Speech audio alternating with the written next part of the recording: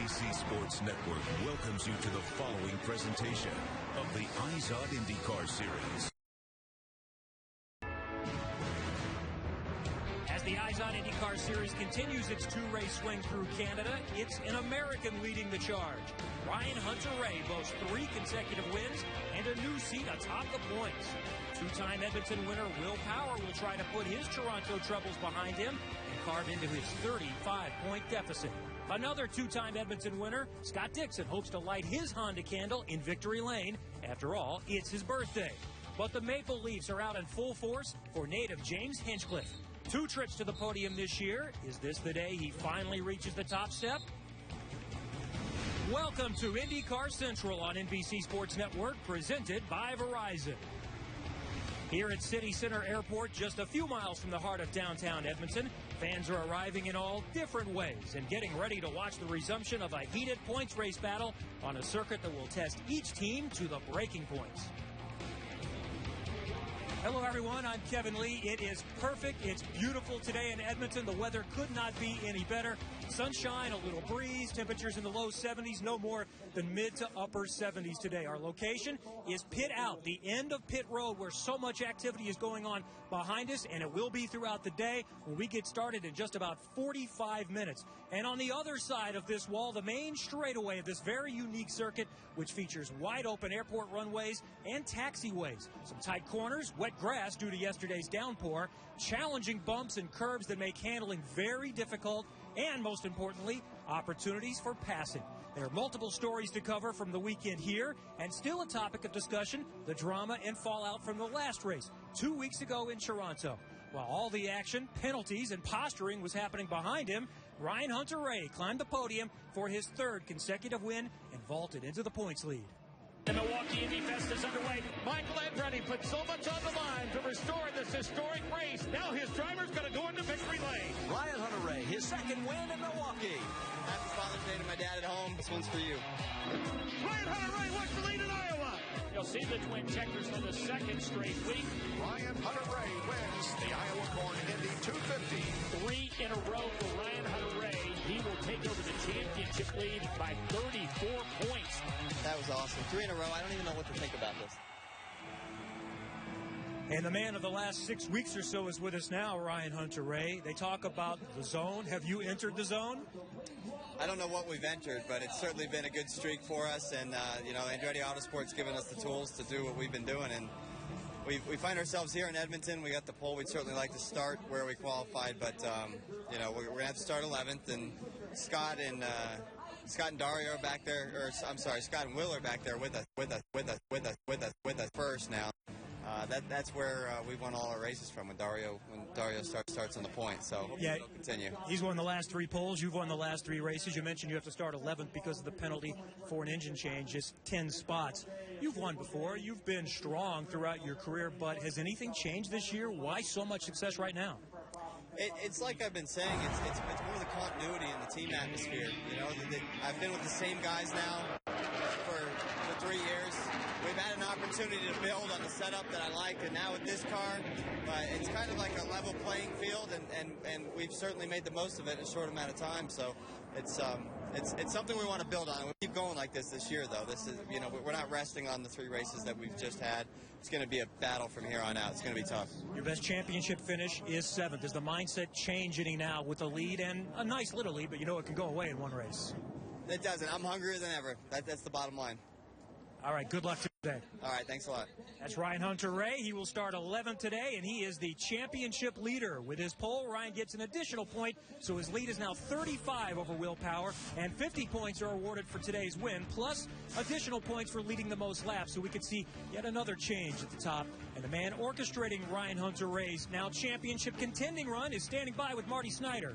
And he's been in this position before, Kevin. So, Michael Andretti, when do you start talking to Ryan Hunter-Reay about how to manage a championship chase? Well, I think, it's not only him, but the whole team, I think what we've been telling him is just don't do anything fancy. Just continue to do what you're doing. You're here for a reason.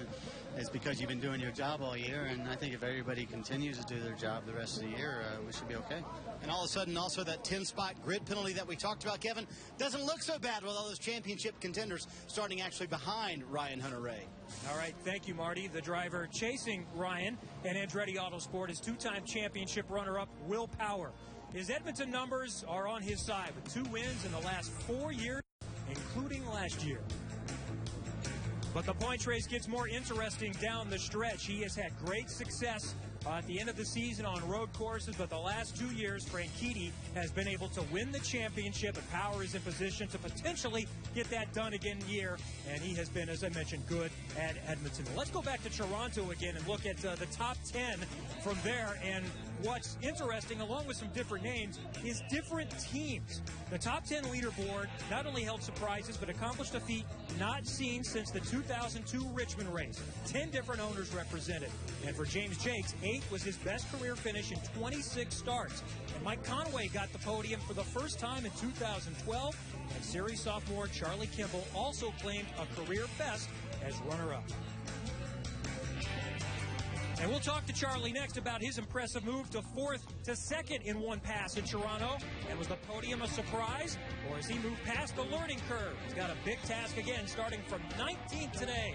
You're watching IndyCar Central, presented by Verizon.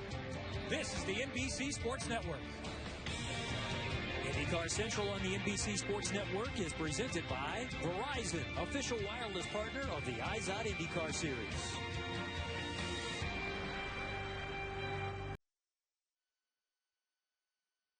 Green flag's out, and Kimball gets snookered for second place, but now he's got the inside line. Look out, it's going to get bumpy. Oh, and Bourdais goes into the wall. Just too many idiots, that's for sure. We end up P3, get a good restart, try and pass Ryan, and I pass Kimball, and he just puts me in the wall. He shouldn't be standing on that podium, doesn't deserve it.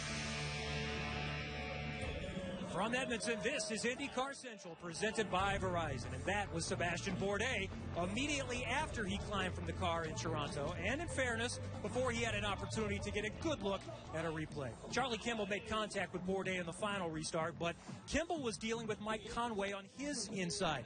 Now that he's had time to review, Sebastian, who, by the way, is the last open-wheel driver to win 4 in a row, which is a goal today for Ryan Hunter-Reay. Sebastian is with Marty Snyder. Well, let's see if Sebastian has changed his mind a little bit. After you watched the replay, any thoughts of changing your mind on what Charlie did at the end of the race there? I think I was really pissed off, obviously, with the whole situation. It was just a tough situation, you know. The restart with Ryan, just me being on the very outside because he picked inside, and leaving the 4-lane wide open on the inside, you know, was going to be very tempting. But for sure, Charlie and particularly Mike got very enthusiastic there, so you know, I probably shouldn't have said that, but it's never a nice feeling to get taken out. Do you feel like there's a need for you to apologize to Charlie necessarily, or for you two to talk? I sent a tweet. I said, you know, Mike was not who's the one who probably should have been blamed for it, because you know, ultimately he's the one who hit Charlie. But they are both very deep, that's for sure, and very close to the inside. So that was always going to be a struggle with my car coming from the racing line. Thoughts on how the car is today, and also do you play it differently maybe if there's a side-by-side start at the end of the race today? No, I think the Toronto scenario is obviously you know, one-off, and you can never kind of replay that. But you got to go for it, you know, and at the end of the day, you just got to make sure that you don't end up in the side part of the car. And he knows how to win here. He's done it 2 times before, Robin.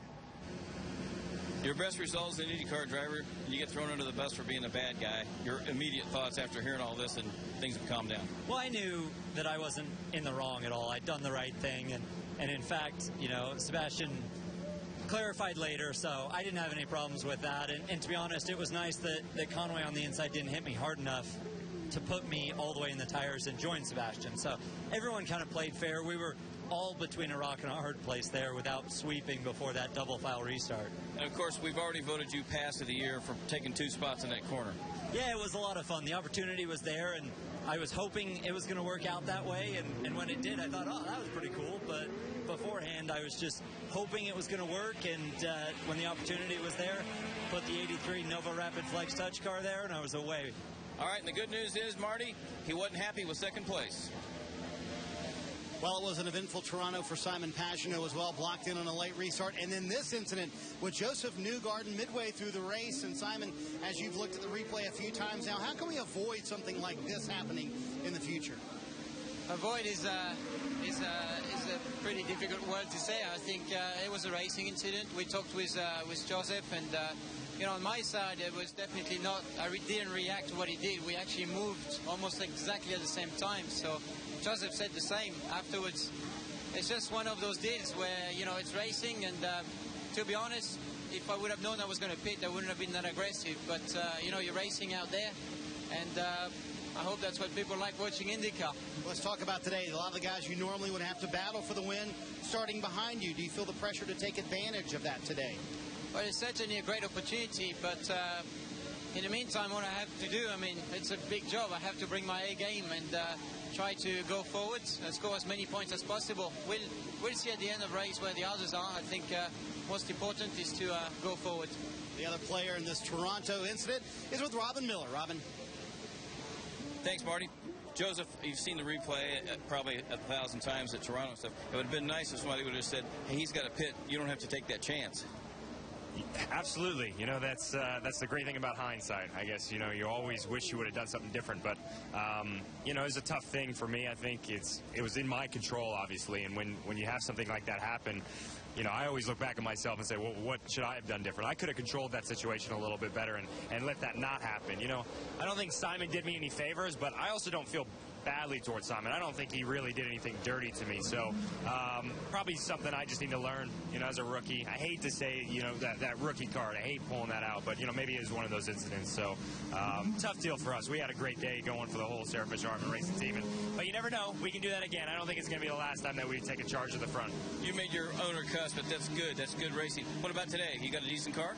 We're going to have to work really hard today. We started off this weekend so strong. We unloaded super quick.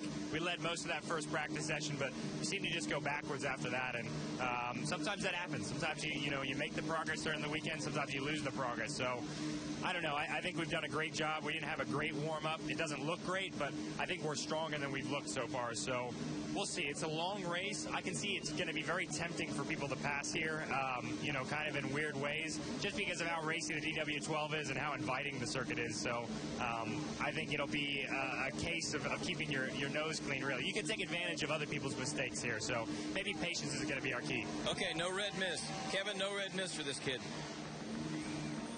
All right, thank you, Robin. And one thing all of these drivers have in common is the return of horsepower boost for a few seconds at a time, known as push to pass. Always in the plans for the new engine formula, the series decided to let manufacturers get up to speed before re-implementing, which they did at Toronto. Here with more is Jan Beekes with the latest Professor B.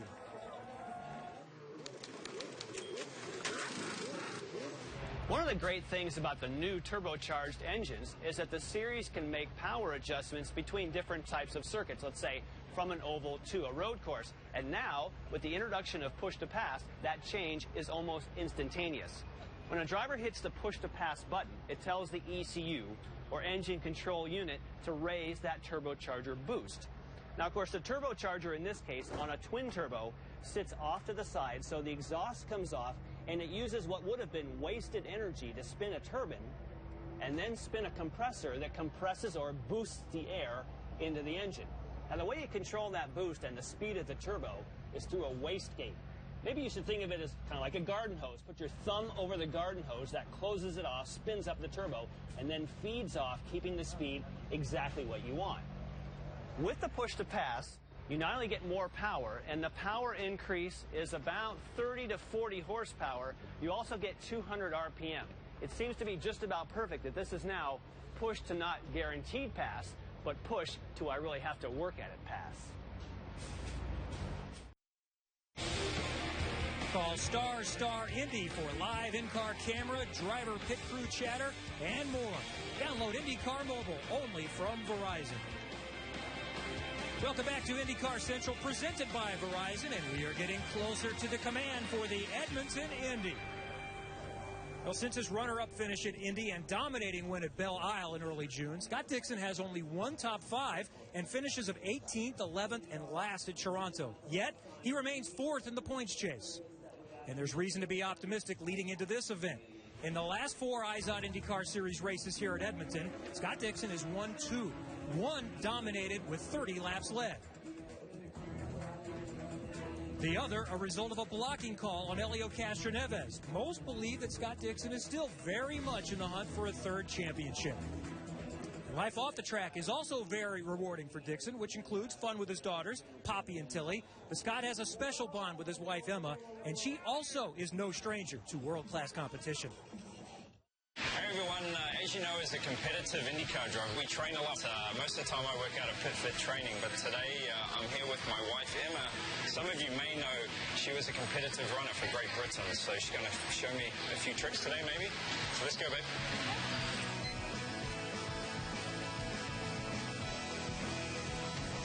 Speed it up a bit. Because you take pigeon steps. Do some leg weights, because Scott never does his legs. I can barely fit my legs in the car. What are you talking about? They're so massive.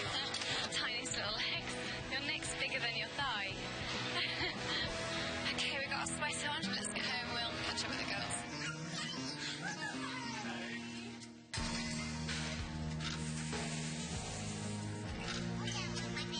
All the drivers, they're athletes. We try and eat as healthy as possible. Exactly. I find it hard to eat healthy when you're on the road. It's quite tough. But well, because you're tired. How do you start it then? Push a button. This green is good, right, Poppy? Okay, cheers. Are you drinking it? Good girl, Pop. Cheers. Cheers. Nice to sit down. Kids are sleeping. I know. Chill out a little. It's exciting though, Olympics this year. I know, it's crazy.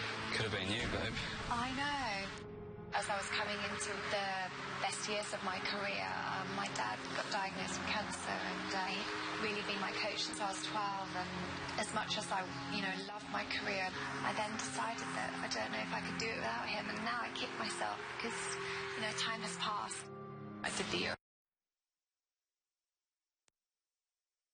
Weird, like being on the sidelines. Every weekend I'm at your workplace, and I'm glad you're going to get a taste of what, was my life was until I met you. That's why I get so involved in your racing. I think, because I miss that competitiveness. I still feel the same feelings like when we'd step out onto the track and all the adrenaline, everything was ready for those 2 minutes. As soon as I walk down the grid, I feel exactly the same. My career ended, but I can still kind of live those feelings through yours. I sense that. I think I get more of a bollocking from you than Chip half the time. She's very animated. It's the passion in me. What yeah, she says it's passion. I think it's maybe a bit of craziness,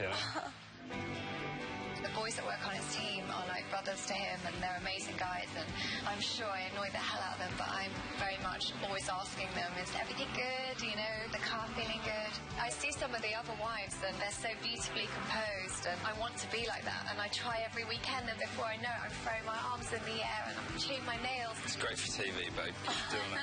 You're extremely competitive, and it's kind of cool to see that, because it drives me too, though, and what she's been through in her career. It's a big push for me. Sometimes when you're not feeling like you want to get up and get out there, she knows what it takes. When he's having a bad day, I can still say, we can't have a day off. There's still the next race, so you've got to keep your fitness level there and get out and keep going. For me, it's been tenfold as a person, but then also as in training and things like that too. It's made me a better person. All right, Dixon, happy 32nd birthday. You won't eat these. They're donuts. Your mom, Glennis, is not about to let you eat something bad for you like that. But I can tell you this. I said last year that your wife might have been the prettiest woman in the paddock when she was pregnant. She's pretty good when she's running, too. That's pretty bad. You said might have been. Come on, she is. But no, yeah, it's birthday. I think I need more of a miracle than good wishes today, because we're starting 18th, so it's going to be a tough and long one, but definitely excited for the challenge, and I think this place is going to provide some really good racing and hopefully some good overtaking for us. All right, Scott Dixon starts 18th, but he's come from further back to win before, Marty. Well, Robin, it's not James Hinchcliffe's birthday, but I'm sure you'd take a Canadian win as a gift today, as a nice little present. You and I have talked before about the pressure of racing in Canada for you. Does that come internally from you, or from when you see all the fans and they say, hey, win for us today? Well, yeah, I think there's two elements. The external element is certainly there with the added attention, the extra media commitment, sponsor appearances, things like that. But at the end of the day, as a competitor, you put so much emphasis on doing well from within, and you put so much pressure on yourself that whether you're in, Timbuktu or, in your hometown, I think the pressure's pretty much the same. We just watched IndyCar 36. It seemed like you had some fun. What were your favorite elements of that?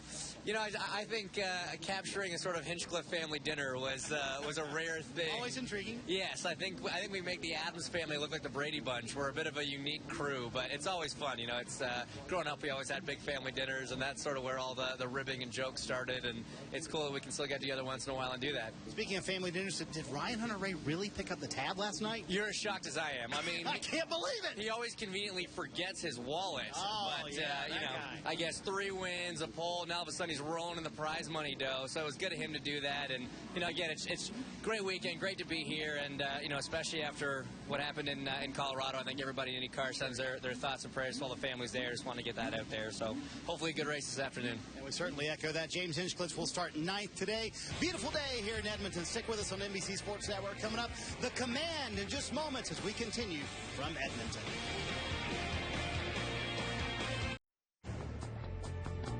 Welcome back to IndyCar Central, presented by Verizon, as we get set for the start of today's Edmonton Indy. Hi, everyone. I'm Bob Jenkins, with my booth mates, Jan Beekes and Wally Dallenbach. Beautiful day here in Edmonton. We're looking forward to a great race.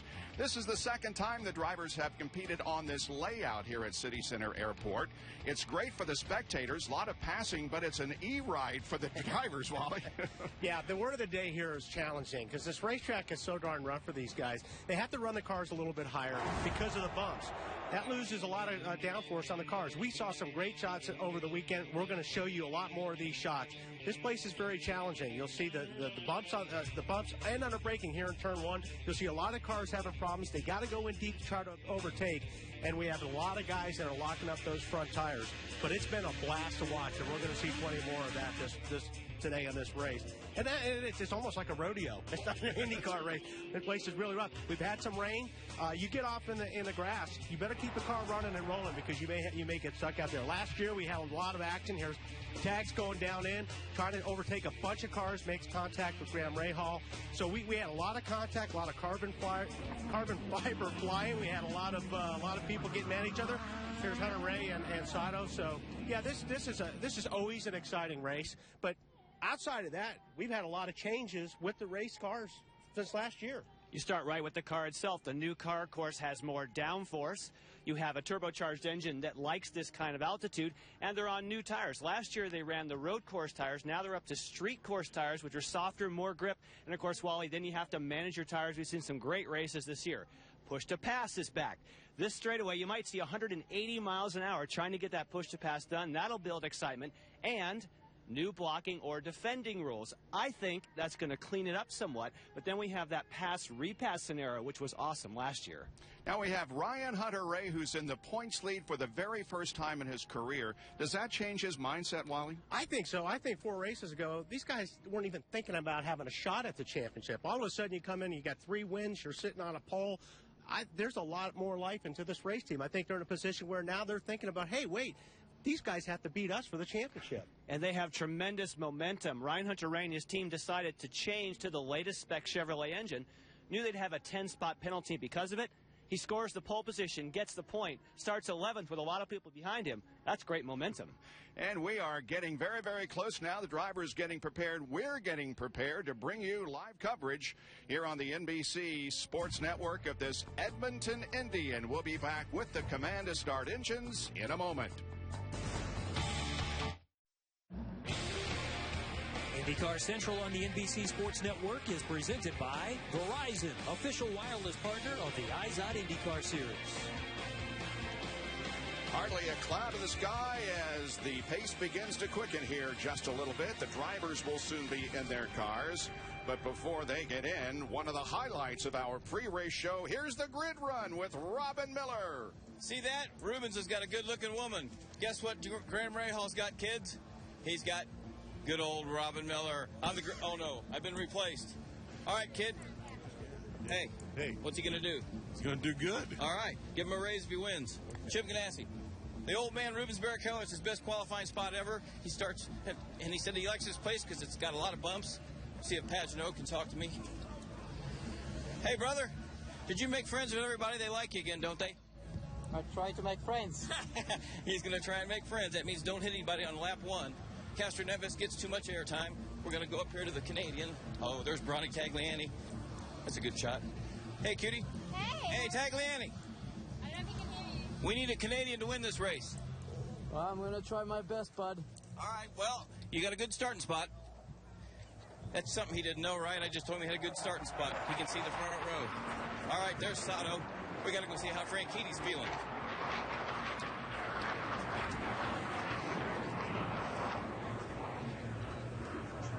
Hey, young man. How you feeling? Not bad. A bit better than yesterday.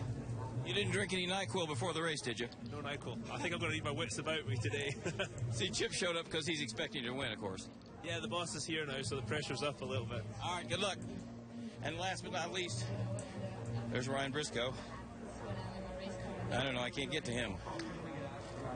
Well, it's kind of awkward when they get their helmet on, boys and girls. This is not what we planned, so we're going to improvise. I'll be Ryan Briscoe. Hello, brother. You feel like this is your day? Man, I'll be going for it. I need it to be my day. Yes, sir. You think, kid, you expect this thing to be pretty much like it was last year, a lot of bumping and grinding, or are you guys going to pay attention like they've been doing all year? There'll be a lot of passing. I'm going to try to get Dario on the start here, and but then there's going to be a lot of fuel saving today as well, unfortunately. But we'll have to see how the yellows play, and hopefully it's a race where we can all push and do a lot. Okay, kid. All right. Well, that was a kind of a decent grid run. It wasn't all bad. We had some pretty scenery. We had some nice-looking girls. I'm not out of breath. Roger Penske's still talking to me. You guys stick around. We're going to come back with the IndyCar race in Edmonton.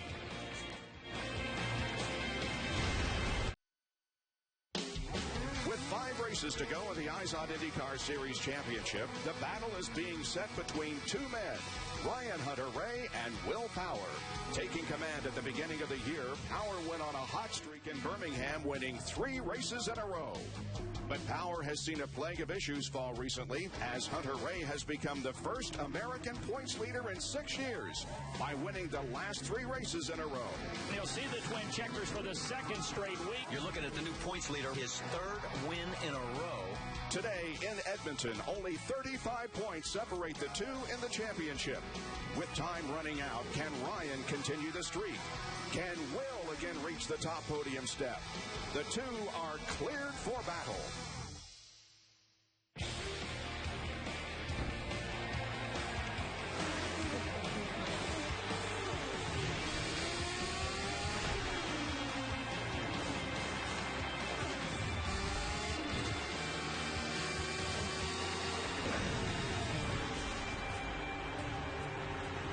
It is a gorgeous Sunday afternoon in Western Canada as the Edmonton Indy is now just moments away from the green flag. But the next order of business is the command as we go trackside.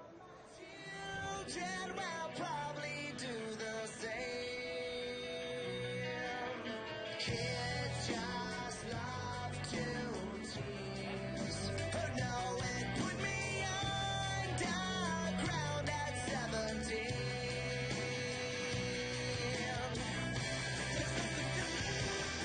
Edmonton race fans, are you ready? It's time for those most famous words in motorsports. Please welcome from the city of Edmonton, Mayor Stephen Mandel, as he gives the command. Drivers, start your engines!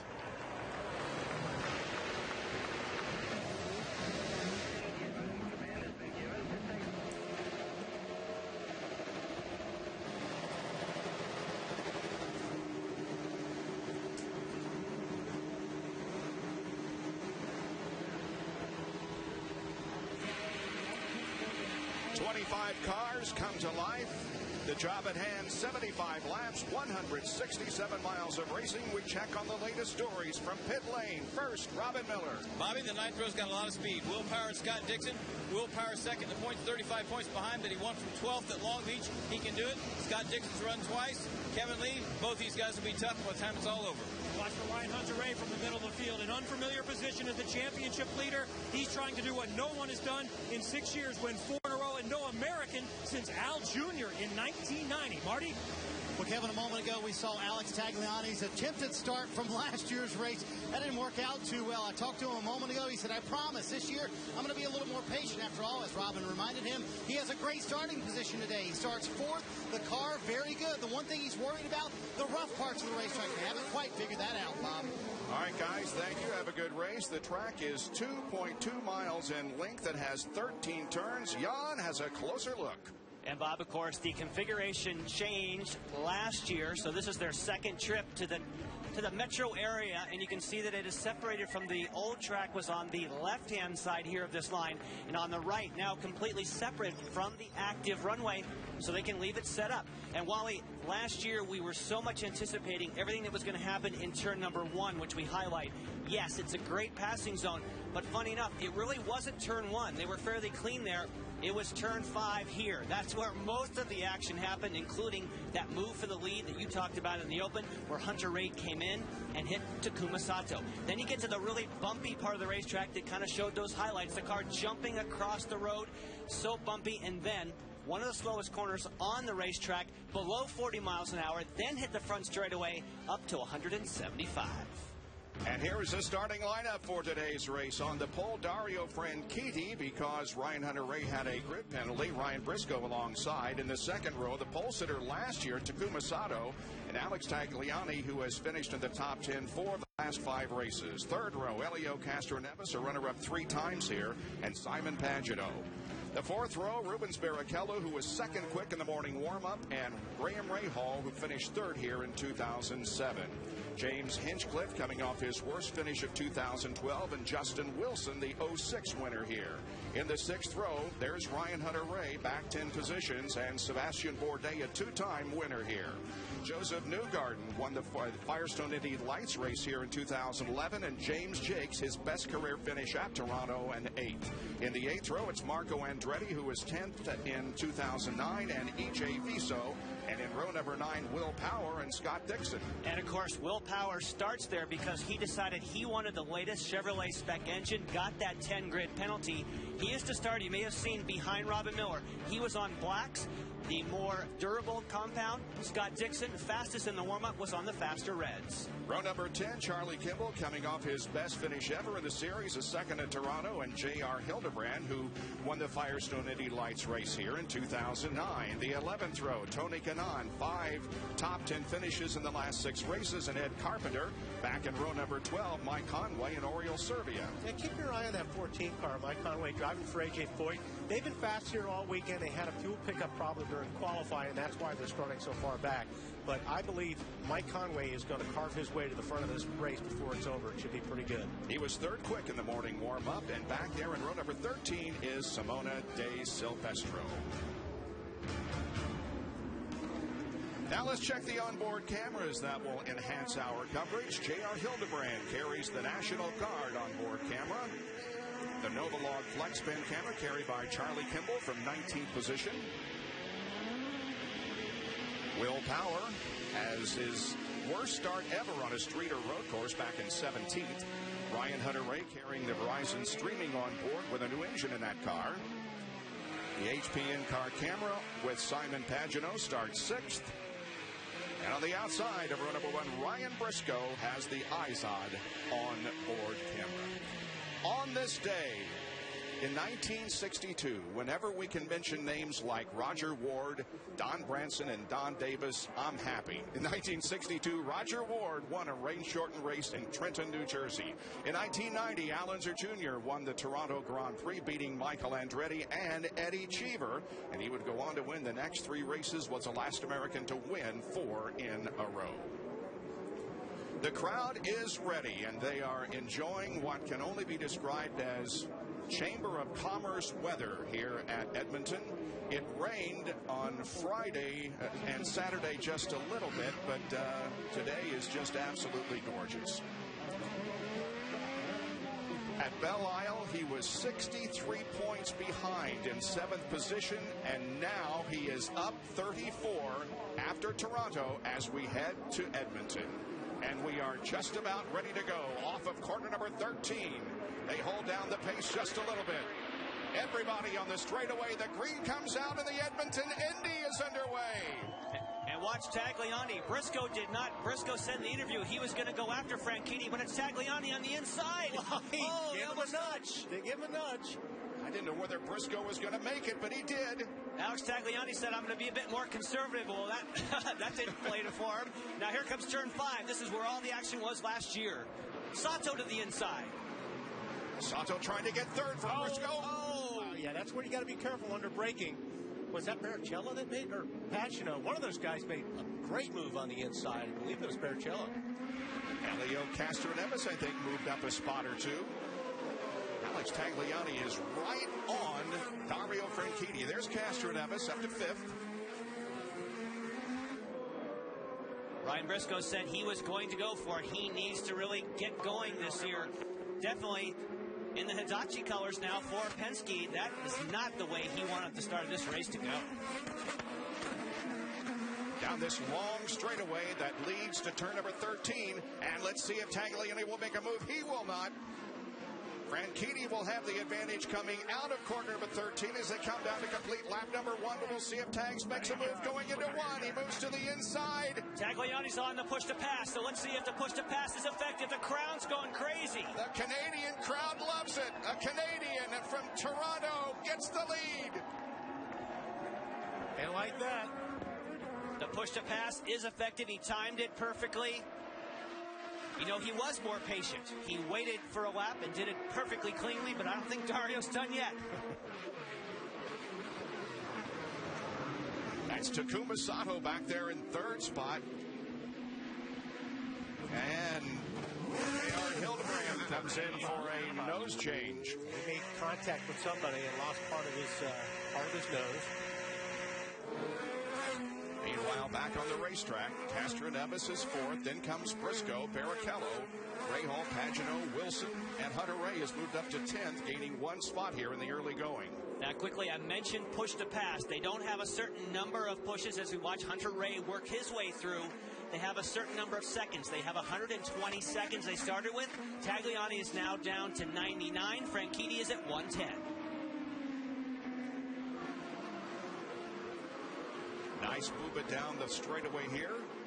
That's Will Power moving to the inside, trying to pick up a position as we're on board with Ryan Hunter-Reay. And you'll see that Ryan Hunter-Reay is on the black sidewall Firestones. That's what won him the race, that strategy in Toronto. The same strategy that Will Power is trying to do. That is just try and maintain your position early in the race, then fly on the faster runs later. And then, that's Marco and Viso.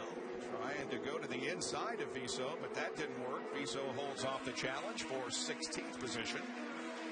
Will Power up to 14th. I mentioned in the open about the blocking, defending were different. The way it is now described is you can't move in reaction to that whole Viso-Marco thing.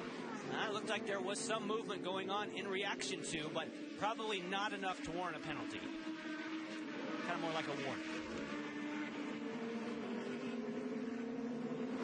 E.J. Viso back in 16th. KD Racing Technology, that's James Jakes just ahead of him. There's Tagliani, who's leading the race, and let's take a look at the start. On board with Briscoe. So he gets on the brakes late, does Briscoe, but see, position is everything. Oh, and you're right, Wally, there was definite contact between the front of Tagliani. Just a little nudge with Franchitti. And there is Will Power, who is up to 14th. He has gained 3 positions since the start of the race. So has Tagliani gained 3. Tony Kanaan up 2. Mike Conway is up 2. Power's on the button. Power's on the button, but it's not. Is he closing in enough time? He's coming in a bit late. He's got him. Like you said, position is everything. Yeah. So move Will up to 13th position now. Will Power's now down to 91 seconds. Hasn't used too much. They're being very, very careful with their usage. Josef Newgarden now right behind Will Power in the blue car. Sarah Fisher Hartman Racing. And that may have been why he came in late. Wally, I bet he didn't use it for the whole straightaway. He just used it for the end of the straightaway. Marty? And guys, the reminder, they're doing all of this. Will Power is on the primary tires. You notice he has on the black primary tires. A lot of the guys around him have on red tires. Tim Cindric told me if we can gain 3 or 4 spots, that's a huge gain for us because they'll go red to finish this race. 3 laps completed out of 75 right now. Power has gained 4 positions since the drop of the green flag. Here comes Hinchcliffe, Bourdais, and Power. Right behind him is Newgarden.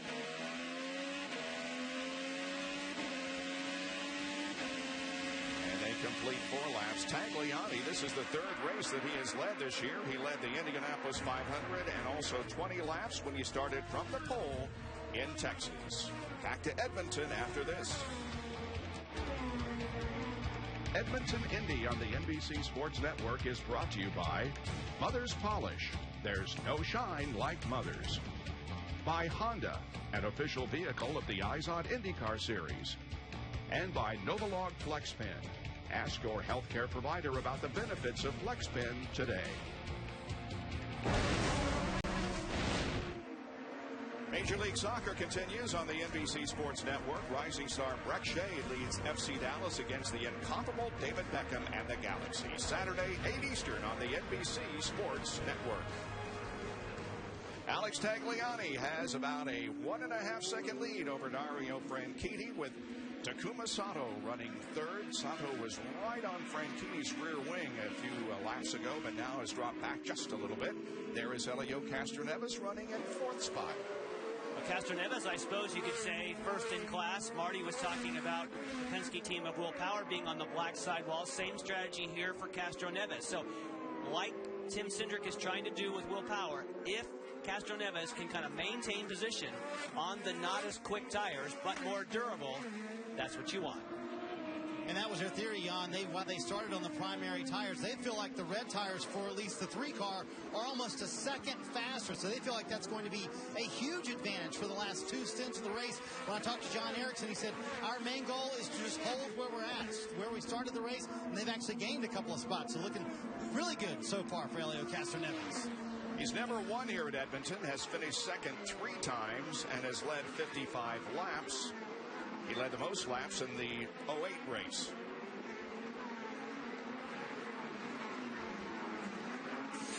Going to go on board with Charlie Kimball. He has found Mike Conway again, as they did in Toronto, and Kimball makes a nice pass down in turn 5. Temporarily. That's the pass and repass that we talked about in the Open. Yeah. And on the previous lap, when we were away at commercial, actually it was reversed. Mike Conway tried to go up the inside, and they almost touched. By the way, Will Power has moved up another spot. He's up to 12th.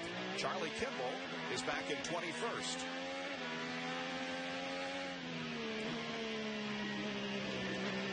A great run for Charlie in Toronto 2 weeks ago.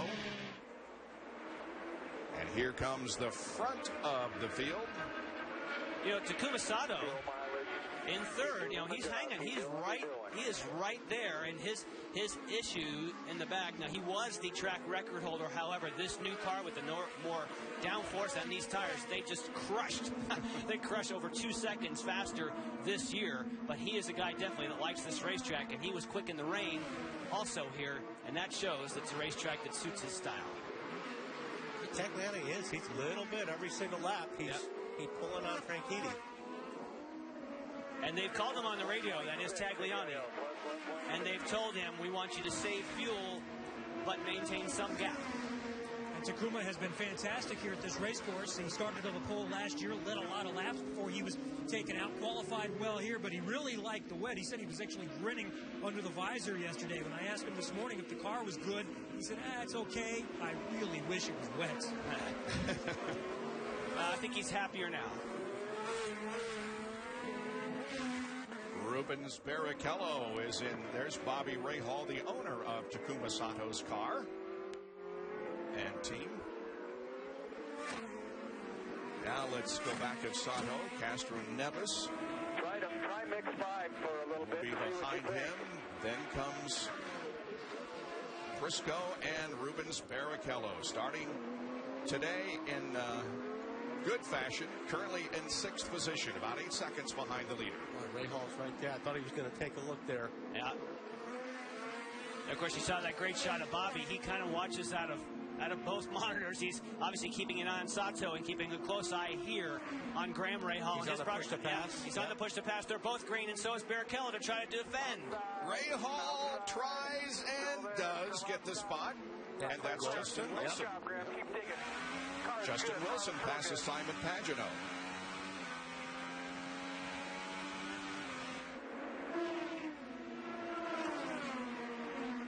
So Wilson is 8th, Pagenaud 9th. Boy, it's tempting. You really have to manage that push to pass. I mean, it's tempting to use it. And Wilson just made a pass on the primary tires on Pagenaud, who was on the red alternates. That's impressive, but that would happen later in a stint because the reds go off. That's the design. The reds are good first. They fall away. If you're on blacks, you start gaining speed. And look who's behind. Someone on blacks, which is Ryan Hunter-Reay. He also used, what, 30 seconds more. Yeah. He has 30 seconds less of it now. Firestone telemetry will show you the speed achieved down into turn 13. In qualifying, they do 165. Close. That was 161. Down to... Let's see if Hunter-Reay goes for some push to pass. And Jan, they just told Ryan Hunter-Reay, use some fuel to get by him. In other words, use that push to pass to get by the 77. Here he comes. He's on it. They're both using it. Little bump there, but Ryan Hunter-Reay gets the spot. Now you saw that they were highlighted green, Hunter-Reay and Pagenaud, and then the seconds counted down. So that 80 seconds remaining for Hunter-Reay, 94 seconds remaining for Pagenaud. Again, it's timed, and they'll highlight green when they're on it. Pagenaud battles back, however.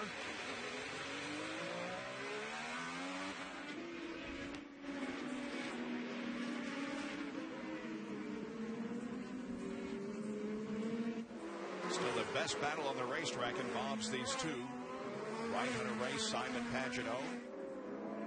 And James Hinchcliffe is back there in the GoDaddy car, green car. And I just think it's a great indicator. Just keep in mind those cars that you saw on primaries making progress. We saw Castro Neves make progress. Right. We saw Wilson make progress. I think come the end of the race, those are the cars that are going to be near the front.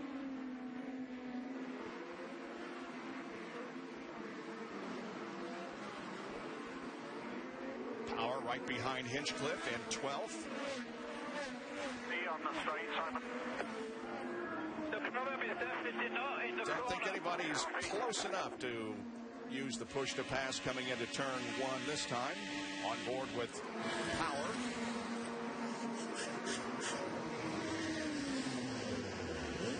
Tony Kanaan's in, you guys.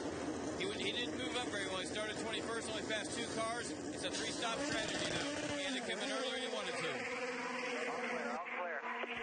All clear. Hasn't been a particularly good weekend for Kanaan, so he goes off strategy. And as Robin said, that's going to commit you to a 3-stop strategy, that you have to go much farther before you can make it in 2. 12 of 75 laps now are in the books. And Alex Tagliani took the lead on lap 1 and has held it since. Tagliani leads Franchitti, Sato, Castro Neves, and Ryan Briscoe.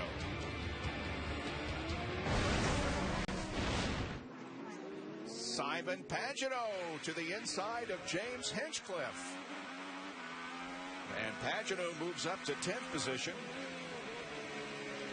Don't miss a chance to get on a Honda's fastest seat in sports sweepstakes. Enter by logging on to shophonda.com. You can have an opportunity to start an Eyes on IndyCar Series race in the Eyes on 2-seater, driven by an Indy 500 winner like Ari Luyendyk or Mario Andretti. And of course, you're looking off the back of a Honda powered car, followed by a Chevrolet.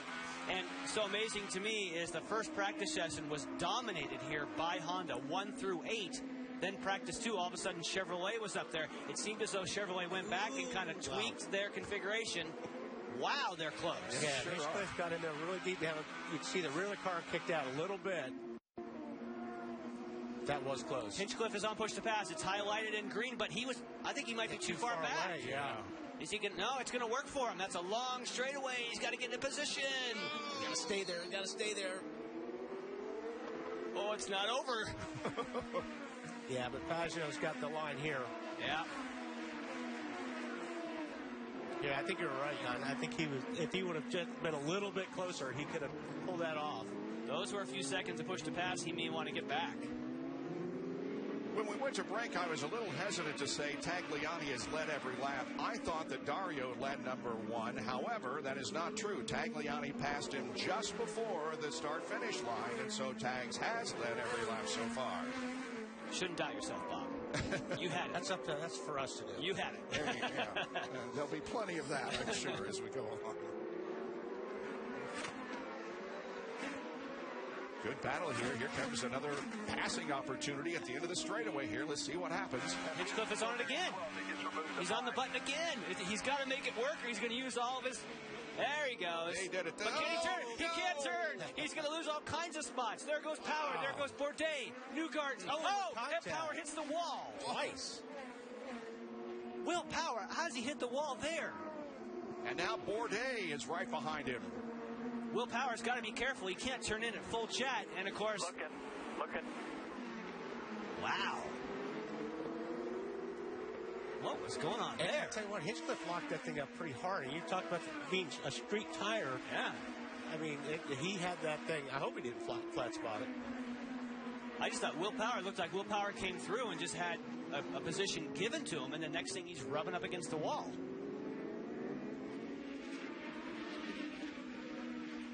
Well, in any case, Hinchcliffe goes from 11th to 13th. Okay. So Power's a little wide. He's trying to get on the Power. Just tank slapper. Yeah. And guys, so far no word from Will Power on what happened exactly right there, but I did ask Tim Cindric why the engine changed before this race. They only had 300 miles on the engine they pulled out of Will Power's car. He said, A, we feel like the upgrade from Chevrolet is fairly significant. It will help us. But B, we would rather change here than the upcoming races at Mid-Ohio or Sonoma, where qualifying is so critical. He said, here we can make some passes. We can make some moves. You see Tim on the right side of your screen right now. We can come up through the field here, so we feel like the penalty would not be as bad here. Jan, do you agree with that move, that making the move here at Edmonton, while a little bit early, was probably the right spot? I do agree, and he actually had a really good comparison because, remember, Will Power there is followed by Bourdais. Bourdais would have the original spec Chevrolet engine, or at least not the latest, that Will Power now has because he changed the engine. And I thought that Bourdais had him for sure, but I think that straight line and that additional power definitely helped Power. And what's going on with Scott Dixon? He's lost the pack, running by himself. He said he needed a miracle. Chassis dash, position 2. Chassis dash, position 2. There's Marco trying to get around him. And here comes Charlie Kimball. Yeah, he's losing power. There's no contact. And we're telling them to change the maps on the radio. They're trying to recycle the system. Wow, has he had reliability issues this year? Back to 20th spot right now.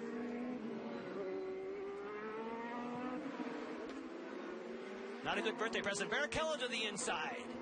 He takes a spot from Justin Wilson in turn number 13. Barrichello is 7th. Barrichello has said, this is by far the bumpiest circuit I have ever been on by a long shot, but he's getting to like it, and he's on the button defensively, Wally. Yeah.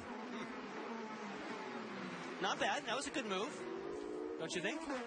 Or do you think he didn't need to use it there? You think he had enough clear of Wilson? I think he was, yeah, who knows? You're asking the guy sitting in the booth. And Marco and Kimball battle it out as they try to decide who is running in 18th and 19th. Right now, it's Marco in 18th.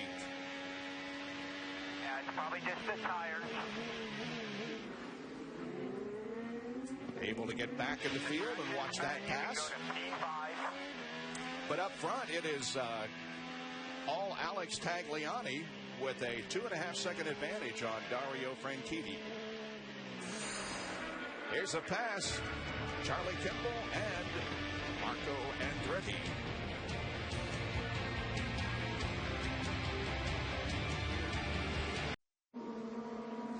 Back back at Edmonton on an absolutely beautiful day. Not such a beautiful day for Scott Dixon. You see Alex Tagliani, the leader, right in front of him. For Dixon, he's in 18th position. What happened a moment ago is the engine simply died. It just stopped on him. They recycled it. It did refire. But as Mike Hull just told me, we're working on alternatives. Remember, this is the same thing that happened to this team at Long Beach. Eventually, the engine did die. And remember, a couple weeks ago, you see the battle there. These guys making some contact. Dixon losing the power there earlier. It came back to power. He was able to get around both of those guys. And also, they're coming off the 25th place finish last week or a couple of weeks ago at Toronto, so they definitely do not need another engine problem on Scott Dixon's team. Oh, this has been a good battle between these two guys the last 5 or 6 laps. Yeah. Kimball finally made the pass. He ran into Marco at one point. I thought he was going to pull out and pass and got into the back of him, but that's how you do it right there. Well, yeah, but now he's run into him, and now he's pushed him over the pit exit line, which stewards will not like that. They may talk to Charlie about, because they're very, very strict on not crossing that line. Of course, Marco had to. Got pushed over there. We'll see now if Kimball can capitalize on that, but they definitely have been trading some paint.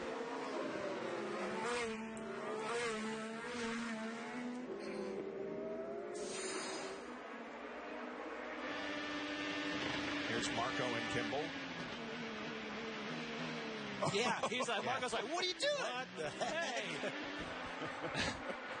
Now see, because Kimball can stay straight, but he comes over and gives him a shove. I mean, I don't know. Tagliani. What do you mean you don't mean? He's wound up. I was going to say, I mean, he's wound up. That's it.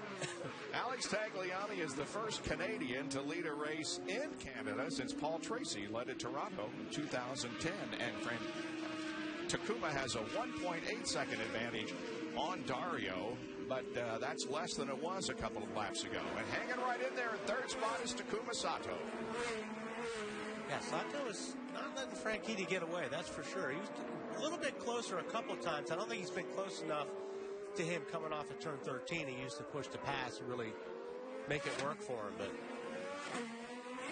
very good car.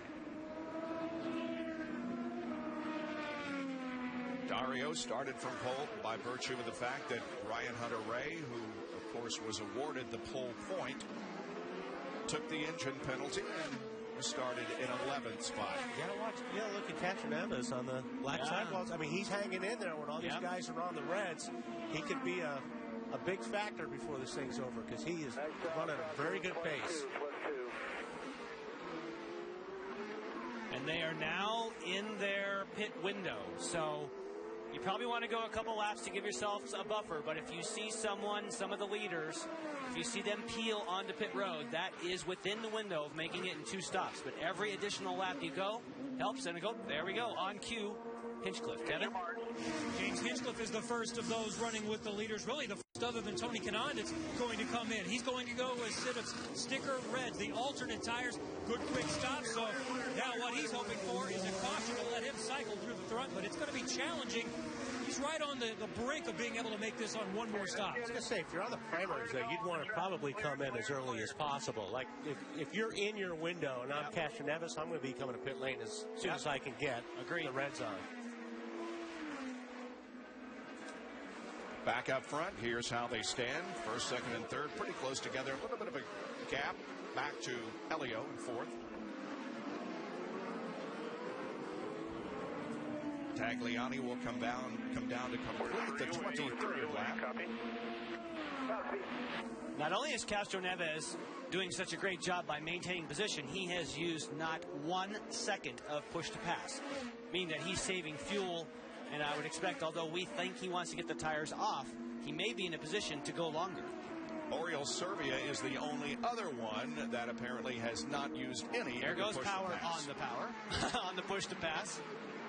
Passing Pagenaud, and Power will move up to 10th spot. Takes him down to 63 seconds.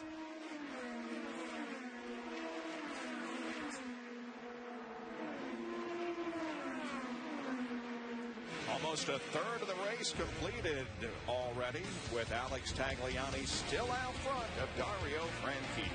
Back in a moment.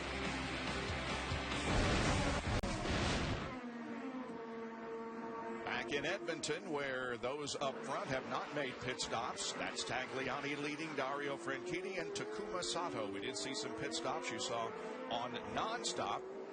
Oriol Servia make a stop. And now Graham Rahal is in. Everybody's on. Taking the black sidewalk. This will be his stint when he has to try and maintain position on the blacks. Same for Rubens Barrichello. Clear to the wall, clear to the wall. Watch your pit lane speed. Justin Wilson pitting at the bottom of your screen. Now, of course, he'll get the opposite. Josef Newgarden leaves his pit. There's Charlie Kimball. Simon Pagenaud also in.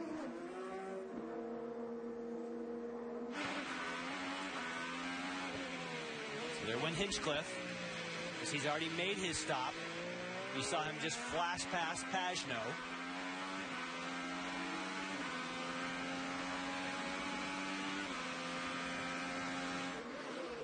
I would expect the leaders anytime.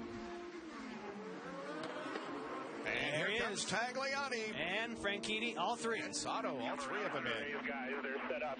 Dixon maybe coming in as a Let's see who wins the battle here in pit lane. 60-mile-an-hour speed limit down through here. Down to Kevin. Takuma Sato will hit his marks. He's had a nice run going. Bobby Rahal is very happy with the fuel that they've been able to save, and he said just maintain your pace in front of Franchitti. Marty? Alex Tagliani on pit road. They'll put on sticker, black tires, get it full of fuel. He leaves pit road very quickly. They did not want any changes to the chassis. Dario Franchitti leaves pit road as well. Got him. And I believe Tags barely beat him, didn't he, Bob? Yep, barely. They come out in the same order that they went in. But a close battle off pit lane, and here's Scott Dixon now making a stop. On pit road, and the engine back to school song. It'll be sticker black tires for Scott Dixon. He was pretty happy with the chassis, but obviously they have a lot of ground to make up, Bob. Yep. Oh, Bourdais leaving the pits right in the middle of this battle. Coming out right ahead of Hinchcliffe.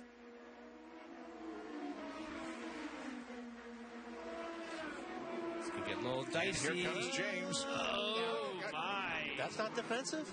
Door slammed. He moved awfully early. I mean, he tried to get himself over, saying, I'm taking that More than once, it looked like. And on pit lane is Ryan Briscoe. Kevin. Ryan Briscoe started second, lost a couple of positions at the beginning of the race, fell back to fifth. He's now in the lead as we cycle through. Briscoe will come in, and he will change off of the reds onto the blacks. Listening to Roger Penske in his ear, and there we'll see Will Power go right in front of him as Briscoe merges back into traffic. Marty? One file this away. Will Power able to go about a lap longer than everybody else. We'll have to keep an eye on the leader, see where he cycles back out. It'll be the red sticker tires for Will Power, and we'll see if he can gain any positions here on pit road. Still pitting with those 4 tires for Power. He did not want any changes to the chassis, so very happy with the chassis, but 4 sticker tires for Will Power, and we'll see where he cycles out. Oh, he's trying to stay ahead of Hunter Ray. We saw that Briscoe slotted into 5th. And now Power's going to try to do whatever he can. I expect he would defend just like we saw Bourdais do a moment ago. I'll guarantee you. And guys, Ryan Hunter-Reay, very adamant on the radio. You hear it right there. He said, that is a chop. He chopped me coming off pit road. That's what you're not allowed to do. That is a must drive-through for Will Power, and he wants his team to go find an IndyCar official. Here's a replay of it, Bob. Wow. I was going to say, if I was Hunter-Reay, I'd be pretty ticked off about that move as well. You see Hunter-Reay coming in, he's using, and I mean, Power just drove right across the nose. That's pretty dirty. From Ryan Hunter-Reay's perspective. Wow. I mean, that's pretty obnoxious. But he transitions right between the dashed. Tell me, that's a drive-through. Make sure it happens. Well, we know exactly what his opinion will be, but Will Power really cut where the dash line is, and now Franchitti's going for the lead. Franchitti to the inside of Tagliani. Oh, wow, he locked that left front up. He's going to hang on to it. He's going to lose it, I think. Tags battles back. Yes. And is going to... Now watch Castroneves. Remember, Castroneves now is on reds. These guys are on blacks.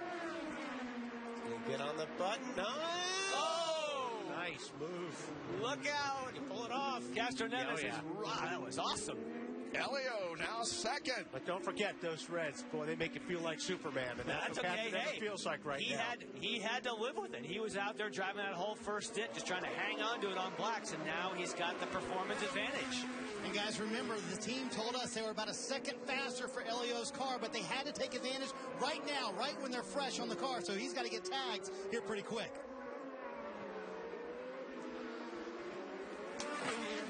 Let's see what happens as they head down into 13. We'll see if Elio will make a move and get on the push to pass. I don't think he needs to. I think his tires are good enough. If he can just keep working closer and closer. I think he'll try it here. I think he'll go for the button. Let's see. Yep, he's on it. But so was Tagliani. That's why you didn't see a change in gap. Race control is reviewing the situation between Ryan Hunter-Reay and Will Power as Power exited the pits. If he crossed where it was dashed, he'll get a penalty. Yeah. If you think he crossed where it was solid, he won't. But I have a feeling he crossed it where it was dashed. It's right on the edge of what they let you do. And guys, not to add to all of this soup, but Dario Franchitti back there in third saying that he felt like Alex Tagliani cut him off. He wants officials to review that when they were trying to pass for the lead. So a lot going on. Drive the car, talk to the officials. I mean, that's what you do. That guy cut me off. Great way to spend a Sunday afternoon, accusing each other of cutting one off. All right, let's see. So Dario gets in too hot. Tagliani comes back like he should. Slides back into position. Okay, now did he get chopped here? Yeah, that's a great move right there. Elio just hung tight.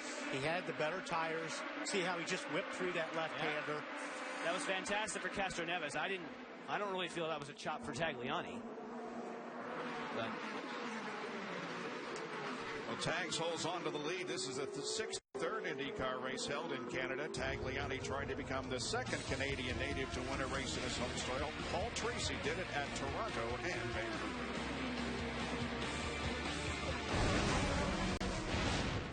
We are less than a week away. The NBC Sports Network is your home for Olympic soccer, featuring the U.S. men's quest for a third consecutive gold. Coverage begins Wednesday, leading up to the opening ceremony Friday on NBC. Tagliani, Castro Neves, then Franchitti, Sato, Rahal, Briscoe.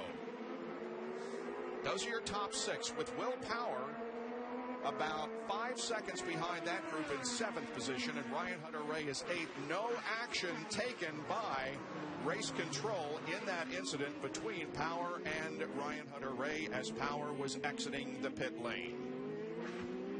No action taken. There's Power in the 7th spot. All by himself. There comes Ryan Hunter-Reay about 3 seconds behind him.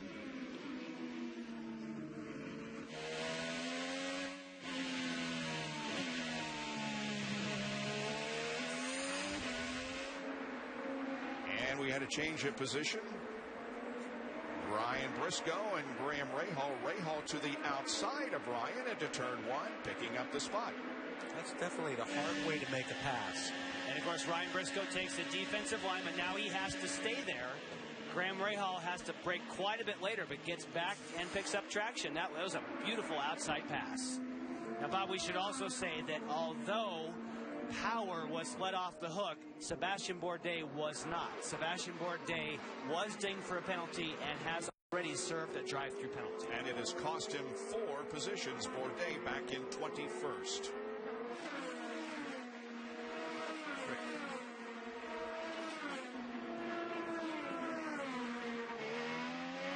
Well, guys, Ryan Hunter-Reay not happy at all about the fact that no penalty was given to Will Power when he came off of pit road. In fact, here's his radio conversation with the team after the no penalty call. You've got to be kidding me they don't call that. That is absolutely ridiculous. All right, let's just focus on the job. Let's keep going. We're still fighting it. And guys, Michael Andretti has told him several times. He keeps saying, Will Power's leaving me. He's checking out. He's told him several times, just calm down. Focus on your car. That's all you need to worry about right now. And in sometimes that's hard to do when you've lost your mind. And really, I mean, he's obviously really, really angry. And that's where you start making, you start driving a little bit harder. You start making some mistakes. And you've got to slow down and get back focused. He's right. All right, let's go through the field. Marty, you're first. Well, Alex Tagliani, the Canadian, making it look easy, isn't he, Bob? He's out there cruising along. They keep telling him on the radio, listen, Alex, you're controlling the race. This is your race. He's kind of pacing second place Helio Castroneves right now to make sure he can hit his fuel number. For Helio, they have the reds on. He wanted no changes to the chassis. Clearly, the car very fast. They were fast on Friday as well, but struggled on Saturday, kind of went back to that Friday setup, and they've been very good ever since. Dario Franchitti has gathered himself back. He felt like Alex Tagliani should have been called for a penalty earlier. They have blacks on Tagliani's car, Franchitti's car, trying to make his way back to the lead. Kevin?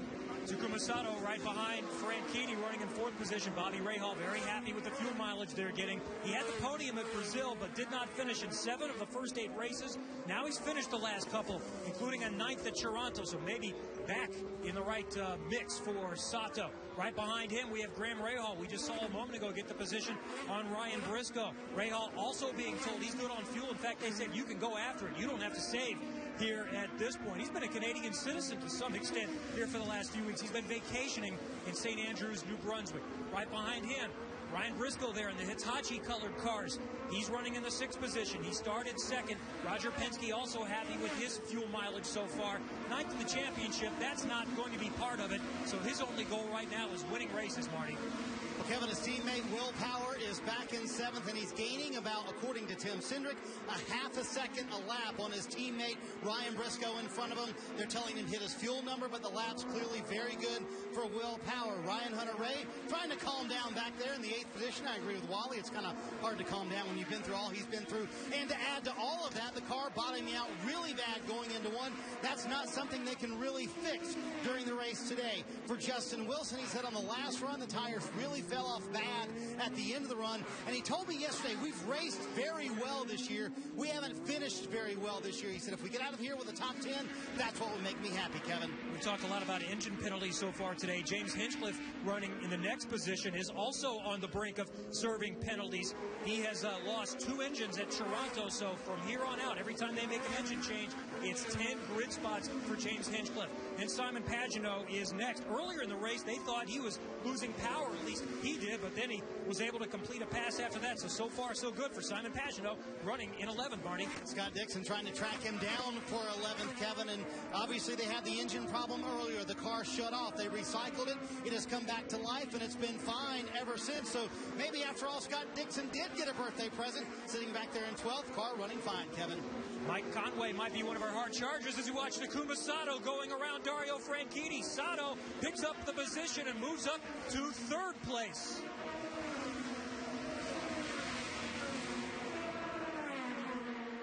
Good job on the through the field. Kimball running 14th, and Barrichello, Newgarden, Jakes, Viso, Andretti, and Bourdais are the top 20. But Takuma Sato has picked up 3rd position as he was able to get around Dario Franchitti. Nice move here.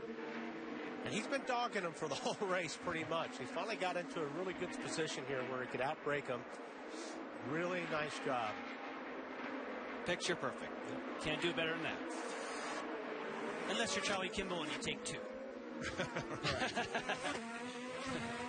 There have been 3 leaders. Will Power led 1 lap, and Ryan Briscoe led 1 lap. But the guy who has been out front for 35 laps is Alex Tagliani. He has about a 0.6 of a second advantage on Helio Castroneves. Sato's 3rd, then Franchitti and Rahal.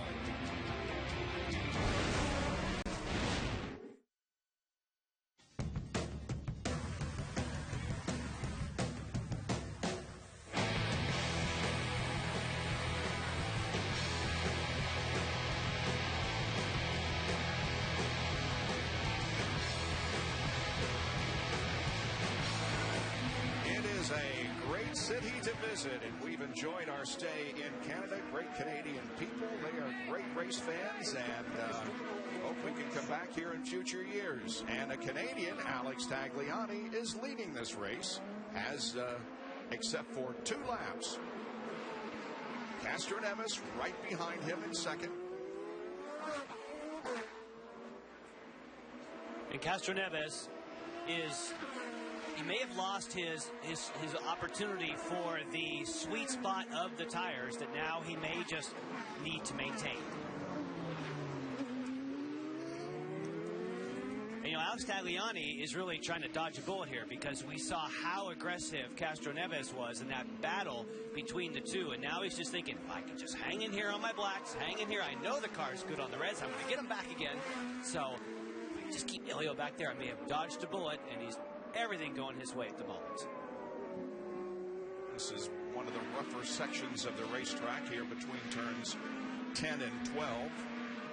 Which reminded me, when you said the bumpy sections and we see Tagliani, I just remembered I had this discussion with him this morning. With the big bumps in that final turn, you look back in 11 and 12, they were concerned with the settings that they had on their shocks, on the dampers, that it might not last the race unless they made a change. In other words, it was so aggressive, it was actually breaking pieces in the damper, and they were at a toss-up of which way to go. Marty? Yeah, and they were a little worried about that. You and I were talking to him, Jan, and he said they had to make some changes to make sure that didn't affect them during the race. Obviously, it's not affecting him right now. Back behind him, Dario Franchitti, you see he's in the 4th position.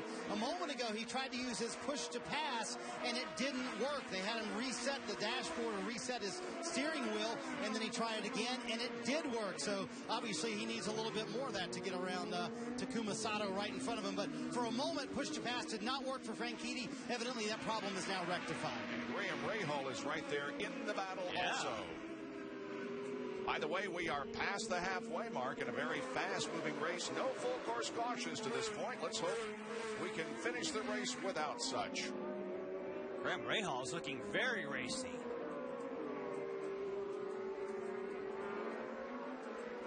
And then if Graham Rahal catches up to Takuma Sato, then you'll have Bobby Rahal conflicted.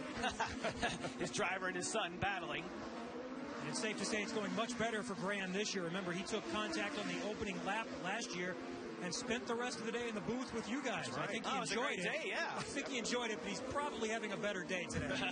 You know Rahal wants to get past the car in front of him really bad. Oh, yeah. Teammate, being your teammate.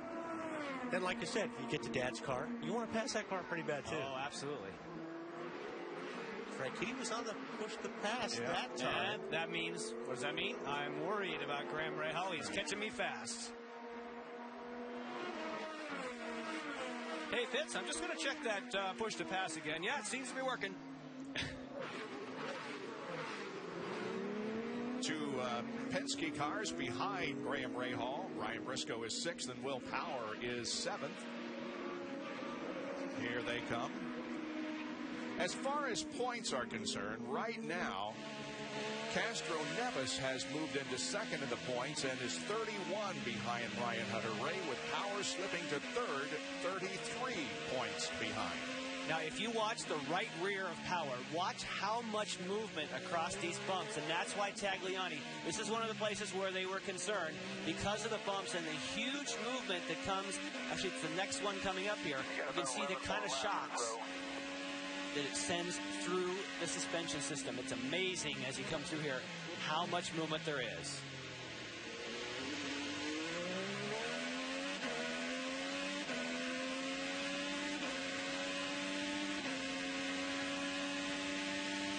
Up through the gearbox, there's Ryan Hunter-Reay running in 8th position. Carrying our Verizon streaming onboard camera.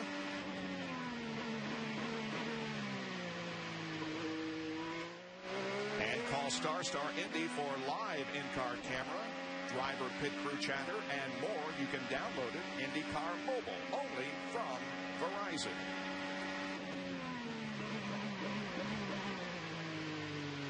And you can get a little bit of the sense of what Marty was talking about through the field. He said that the car for Ryan Hunter-Reay was bottoming heavily into turn 1. You can almost kind of get that sense. You see the shock through his helmet from this great shot from overhead. Boy, this is this is a place you're working hard. Whoa! You hear that? Whoa! Yeah, I tell you, this whole section is a real handful. It's so fun to watch the steering. Here's the right that Tagliani was worried about in here. Pow.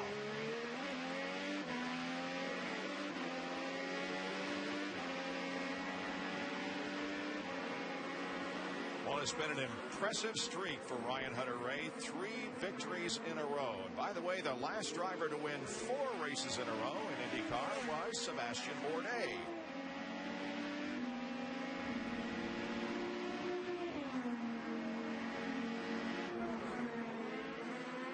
There's Ryan, and behind him is Justin Wilson. Running 9th, and the 10th place guy is James Hinchcliffe, the other Canadian in the field.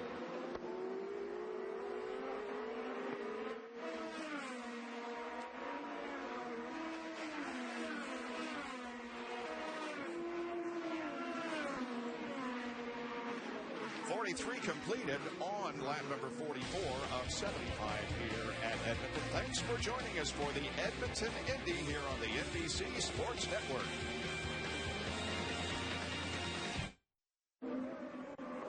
Alex Tagliani leads Helio Castroneves at Edmonton. The Eyes on IndyCar Series returns to ABC with the Honda Indy 200 at Mid-Ohio.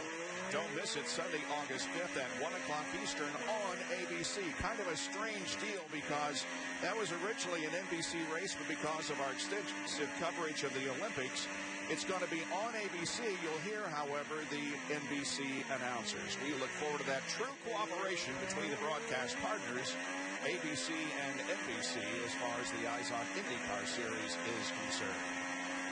On board with J.R. Hildebrand, and he's not having a real good day. In fact, he's back in 23rd, Robin Miller, but he did get some good news this past week. He did, Bobby. The House of Representatives voted to allow the armed forces to continue to be involved in race car and sports sponsorship. And it's Dale Earnhardt Jr. in NASCAR, and it's obviously J.R. Hildebrand here with John Barnes' team at Panther Racing.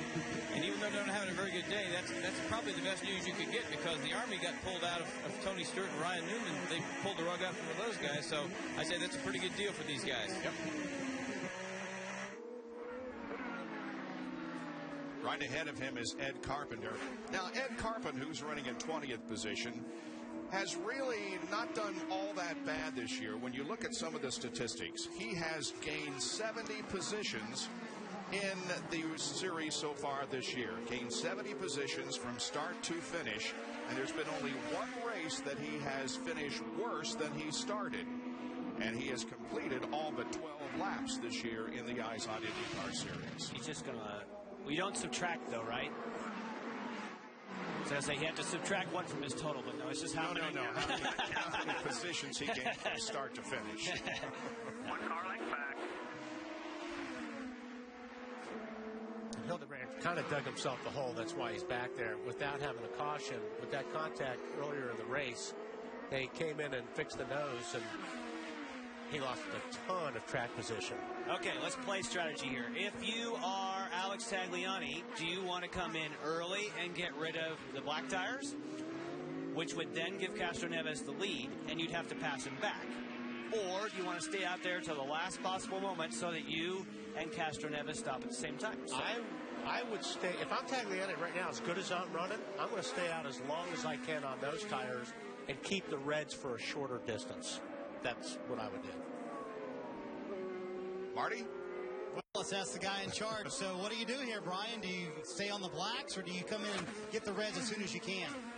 Well, we got a plan. I'm not going to tell you. Come on, Brian. I'm tell you what it is, but we got a plan. Just like 3 or 4 of us listening. Don't worry. Right. No, I mean, I think both the Firestone tires, the blacks and the reds, seem like they've been pretty similar this weekend.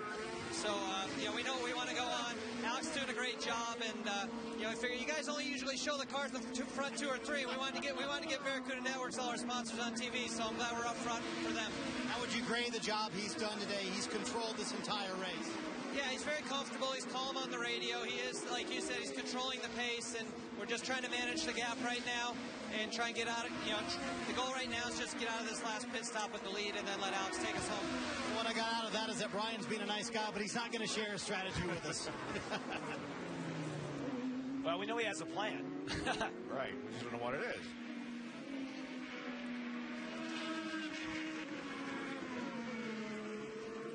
I think that, I agree with you, Wally. I think you don't want to put on the early side. When you have an advantage and you have a gap, I think you want to stay out as long as you can. It'll shorten your stint on the reds, and he's not under really that heavy a pressure right now from Castroneves. Will Power has really been moving up. On the 34th lap, he was 9.9 seconds behind Tagliani. He passed Ryan Briscoe on the 45th lap, and now at lap 47, he is 4.6 seconds behind Alex Tagliani, the leader. It's amazing, Bob. They told him about lap 43 or so, I would say. Tim Cindric said, go as hard as you want to go for the rest of this run. And you see that gap that has shrunk down so much for Will Power. Clearly, the car very fast. How much ground can they gain here on pit road? And can they wind up the day with a top 5? That would be amazing, Kevin. Hinchcliffe just radioed in and said the fuel alarm came on. They told him, you're fine, don't worry about it. But then they immediately put tires out, and he's going to come in here in just a moment. I think they were originally waiting another couple of laps, but Hinchcliffe is coming down pit road now at 16 miles an hour. We're going to start to see everybody coming in here for the next 2 to 3 laps. Briscoe getting some of the better fuel mileage. He's still 4 laps away. Hinchcliffe is in his stall. They have the reds on, and they're going to put more reds on. He's been running in 10th position. He's going to see if he can get lucky with a yellow here and get back in and try to make up some track position before everybody else makes their final stop. He was running in 10th position when he came in for the stop. Hey, you got Simona coming on you here. Simona De Silvestro is the only car on the racetrack that has been lapped. James Jake's car is in pit lane and could be out of the race. So Simona De Silvestro in 24th, a lap behind. And here is Oriol Servia, who of course... they've got a problem. He stalled it. And they added, Wally, a ton of front wing. Yeah. Stalled it again. He, of course, has the record, if you will, this year in gaining positions from start to finish. He has improved 98 positions, and it still won't go. Man. He's one of the drivers that took the grid penalty to change engines, but he is having problems getting off pit lane. They continue to run up front in the same order. Now here comes Simon Pagenaud and Mike Conway in for pit stops. Kevin? Mike Conway's had a great day today. He's had a good weekend, except unfortunately for him for qualifying. They had a fuel pressure problem, so he qualified back in the back. But he's been running up near the front most of the weekend. Let's check in with Marty.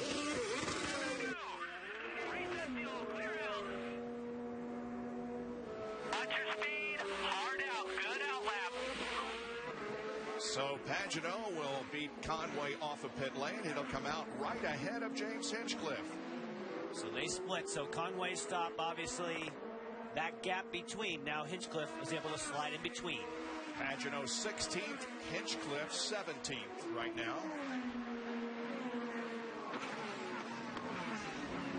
With just 25 laps to go, we should be seeing everybody in for a pit stop before too much longer. Oh! Now that surprises me. So Tagliani, wow, this is working right to Tagliani's favor right now. 3, 2. Ray Hall also in for a stop. Put on the brake.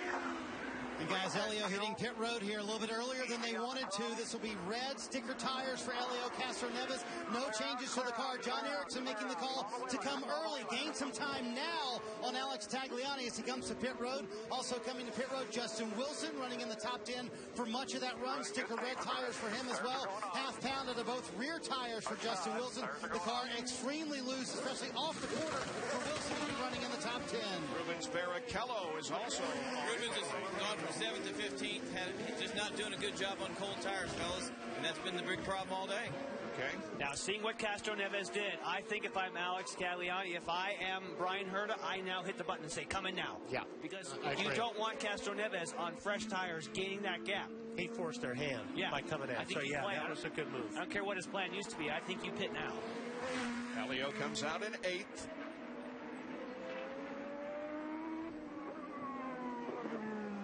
And Tagliani is in for his second pit stop. Coming to the attention of the Brian Herta Team Barracuda team. And here is the stop. Let's see how it goes for Tagliani. It's pit road, Bob. It'll be red tires, but it'll be scuffed red tires for Alex Tagliani, except the right front, which is a sticker red tire for Alex Tagliani. We'll see where he cycles out with Elio Castroneves. A quick stop for the 98 bunch. Clean off pit road, and we'll see where he cycles with Elio. And it's going to be close, but Elio, I believe, is going to have the advantage. Yes. Oh, that's what those sticker reds do for you. Nice job, Castroneves and the Penske team. So Tagliani comes out behind Castroneves, and Takuma Sato also behind Castroneves and Tagliani. That was a nice stop for the team, but you saw when he went to pull away, there was just a slight hesitation. It's amazing how just that delay makes that bit of a difference when you're leaving pit lane. Understand that Josef Newgarden will have a drive-through because of a pit speed violation. Newgarden was in 19th. There's Will Power, who is currently the leader of the race. Let's see if he comes in this lap, and he will. So that's the second lap that Will has led today. Well, let's see what he did on his in-laps. If he did a couple fast in-laps, he might be up there with Castroneves. And guys, they've reminded Will Power to make sure he watches his speed limit. A couple of guys, as you guys just mentioned, getting caught for speeding. You see Elio Castroneves, left side of your screen, coming out of the last corner of the track for Will Power. It'll be no changers, all sticker red tires for Will, and 4 tires for Will Power. See where he cycles out with his teammate Elio Castroneves. A quick stop. And Power's leaving pit road, guys.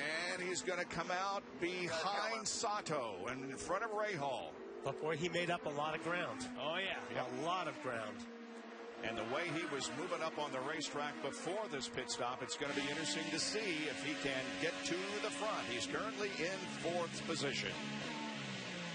22 laps remaining in the Edmonton Indy.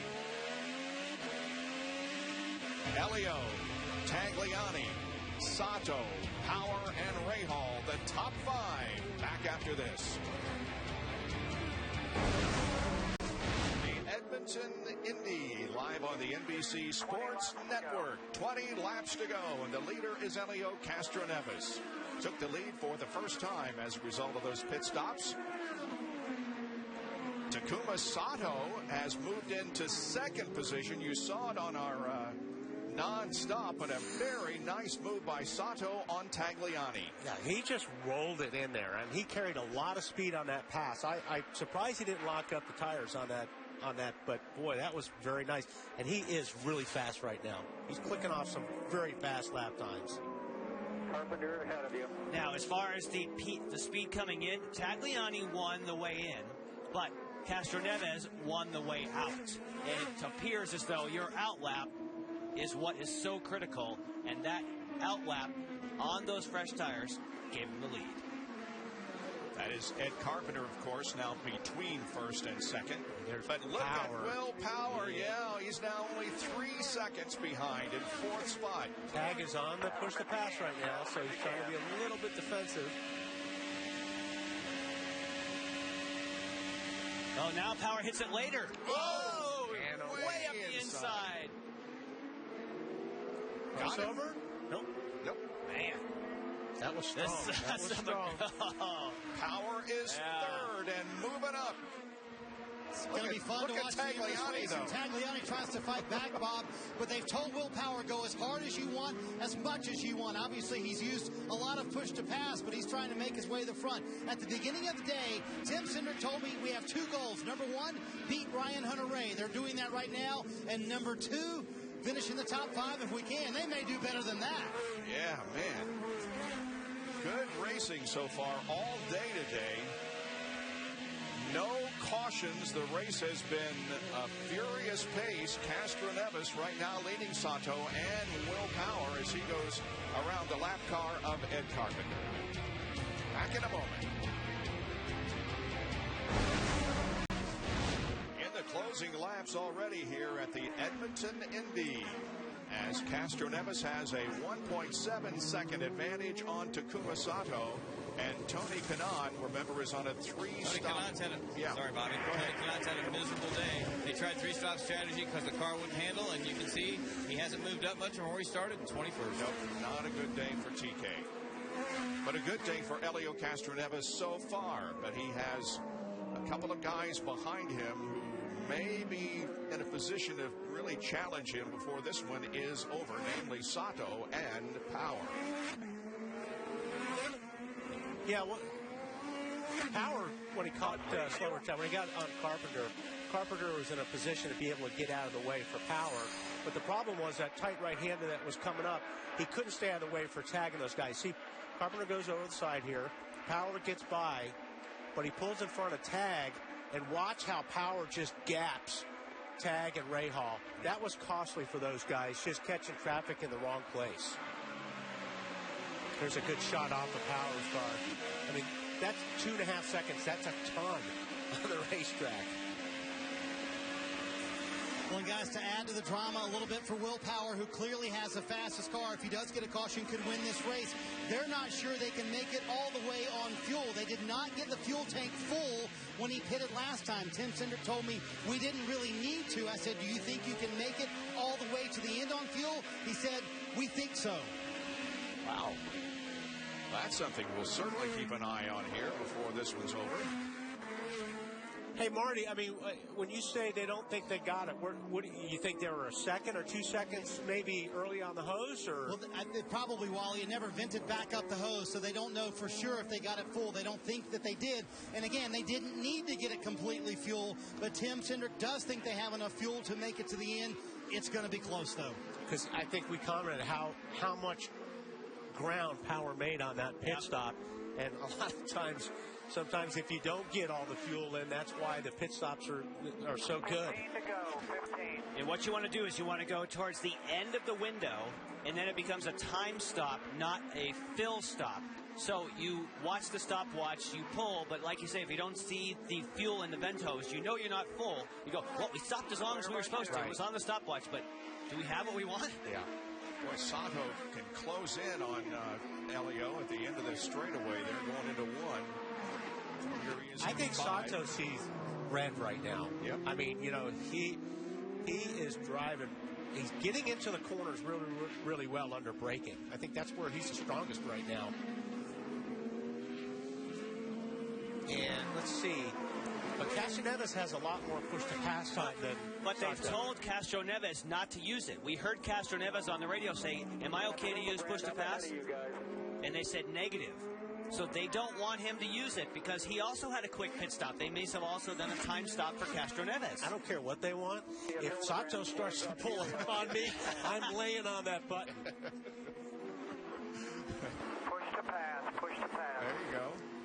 Man, he So is now, right there. now he's allowed to use it. Just watching down the straightaway and into turn one. If Sato will make a move. I think Sato got, you know, he kind of blew that corner just a little bit. He got in there deep and almost hit Castroneves. So I don't think he's close enough this lap. But look how he gets in on the braking. I mean, he is smoking it down in the corners. Back to slot one. And look at Power back there in third, who's catching up. He's now less than 3 seconds behind. And for all I know, maybe Sato's brakes are not working very well. I'm saying he's going in deep, but maybe that's not. Well, maybe he's having a problem. But he's getting it turned. If you can get in that deep and still get it turned, I think that's good. Sato's team owner, Bobby Rahal, competed in his first professional race at Edmonton International Speedway in May of 1975, qualifying in the Players Canadian Formula Atlantic Series. All right, Kevin. Bobby, he's talking on the radio to Takuma right now. Does he have anything for Elio down the stretch here? Well, I think we're pretty quick. You know, Helio's going to make it tough. You know, he starts blocking when he picks up his rental car at the airport. So it'll be tough, but I think we got the pace. We'll see. All right, thank you. And he warned Takuma of Elio's perceived blocking tendencies just a little while ago. Also, Elio has more push to pass, so Takuma was told to be somewhat conservative with that to make sure you have some at the end. I'm not sure he needs it. If he can get close enough to Castroneves under the braking zone, look at how far he goes in there. I mean, that's how you pass people. Traffic. J.R. Hildebrand is being lapped. He's in 21st position, so there are 20 cars on the lead. And did a fantastic job in not holding up either driver. It's one thing to let the leader go by, but you have to be fair and equal, and he was. Bobby Rahal's other team, the BMW team, is competing at Mosport in Canada also on this day.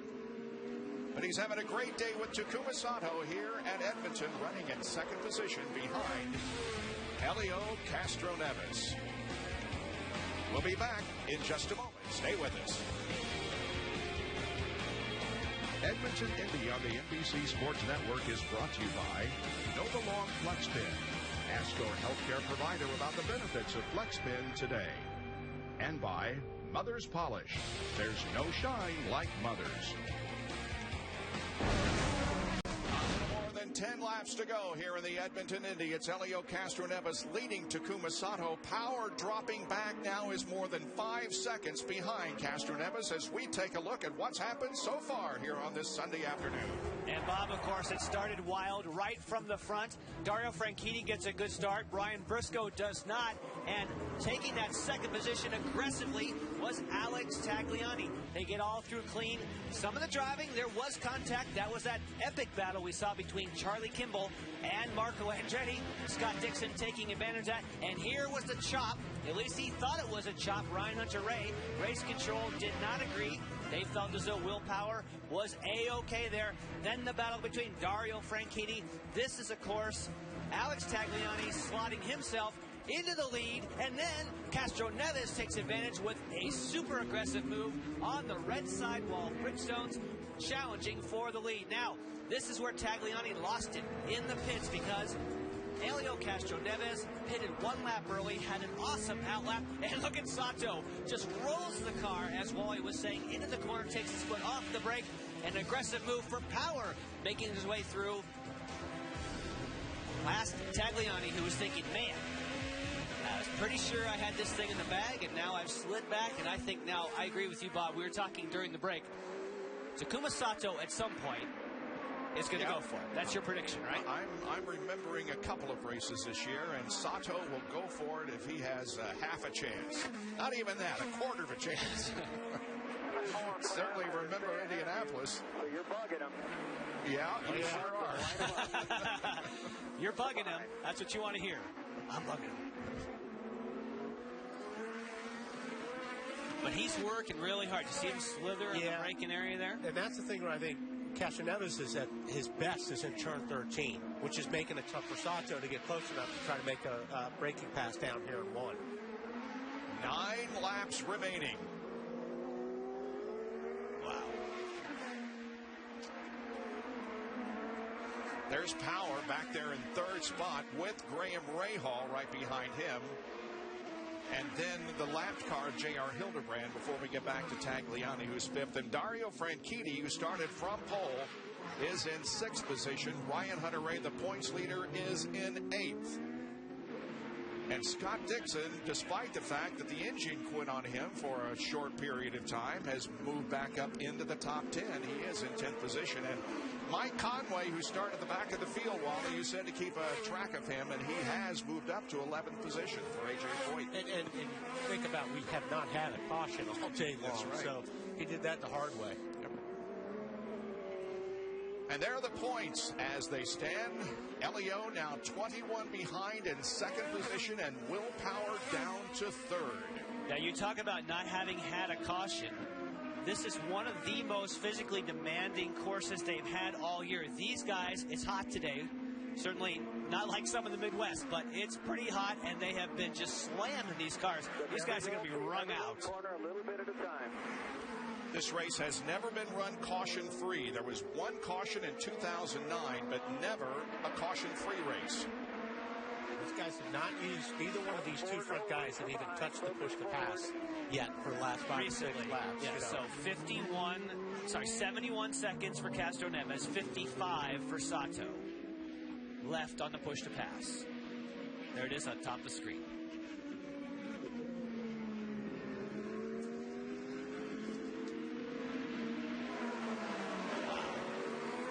For a moment there, I thought that Castroneves was all of a sudden getting some more pace, and Sato was struggling, and now he's right back again. Marty? Well, guys, you think about all the times for Helio Castroneves. He's come so close here at Edmonton. The one time where he was called for blocking, which he obviously disagreed with. He's finished 2nd here 3 times. This is a win that he desperately wants. On the radio, he told John Erickson, all I want from you is when to use my push to pass. That's it. That's all Helio wants from Erickson. when to use that push to pass. But, Wally, as you mentioned right there, that's where he's so good, and that's so helpful for every run down this long straightaway. I thought Sato was in position right there because that's the closest he's been to Castroneves, but Sato got a little bit loose getting off that corner, and he lost it a little bit. And Elio used the push defensively. Yeah, well, Sato used it first, and then he got a radio call, and then they swapped. So as soon as Sato realized, this one's not going to work out, Castroneves got the radio call, pow, he's on the button. So they're saying, he's on it behind you, get on it now. Got some traffic coming up. We've heard a little bit of Bobby Rahal's communication with Takuma Sato. He really coaches him on the radio, cheerleading much of the way to keep his confidence up and also make sure that he's doing exactly what he wants him to do. He's telling him, as we heard, just a little bit every corner. He's also saying, just focus on Elio, focus forward, make sure you get your braking points, and see if we can get a good result out of this. Sato's really good through this part of the section. The rough part of the racetrack is where Sato makes up his ground. He's real close to it right now. Like I said, he'll get to the tail if he gets to Castroneves' tail, but he just can't get through 13 as well. And John Erickson told him use the push to pass on this lap once again, so we'll see if it helps right here, Wally. Castroneves is on it. The push to pass, that is. And so is Sato. That's why he's gaining on you to 13. Now Sato needs to disengage and save some. About the same amount. 6 laps to go. Oh, man, he's rolling in there. Whoa! Wow.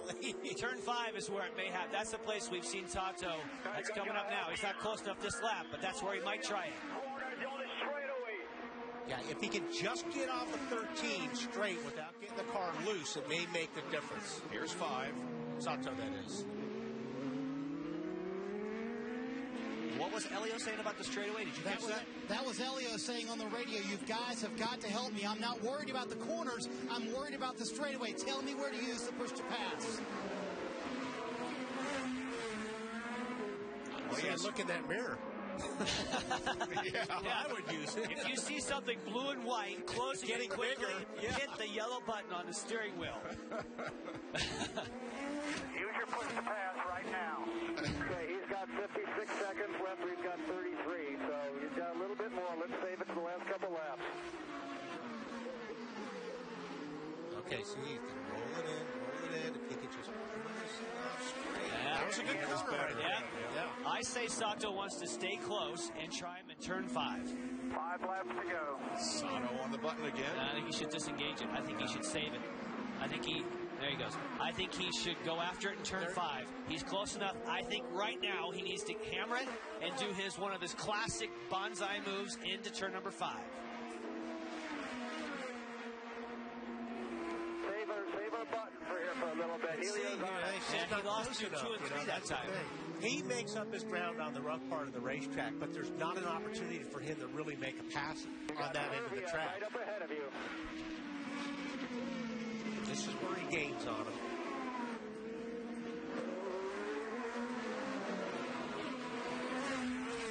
All right. Here's turn 11. Right there, and coming up to 12 now, and the straightaway. Traffic could, like I say, that always can play a factor. Pass right now. That's Serbia.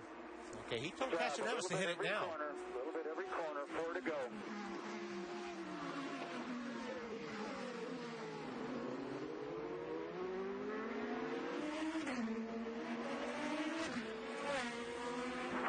This time. Nice work. Nice work.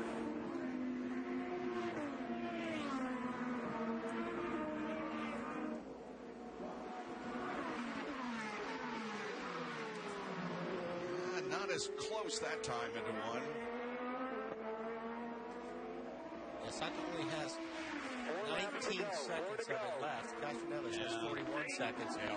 That's a bet, obviously Castroneves is in a pretty good spot right now, having twice as much. Remember what happened in 2010 here at Edmonton? Elio Castroneves, I think you could say, was just a little unhappy. He was called for blocking. Here it is. When you go side by side like that with your teammate, and the guy just literally just take it away from you, it's just absurd. Well, the attitude may be a little different here in a few laps, as he has the lead, but he's being hounded by Takuma Sato. So you got to save some for the last lap or two?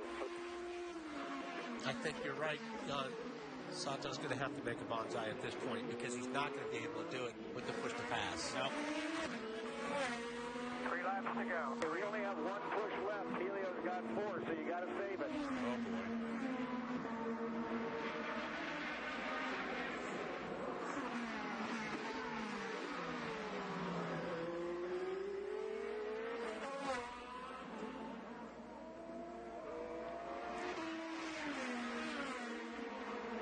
Of course, been concentrating on the battle for the lead, which has been a good one for the last several laps, and it appears it's going to go right down to the checkered flag. Ryan Hunter-Reay just passed Ryan Briscoe for 7th position. Hunter-Reay up to 7th. And here's that pass. Down the front stretch.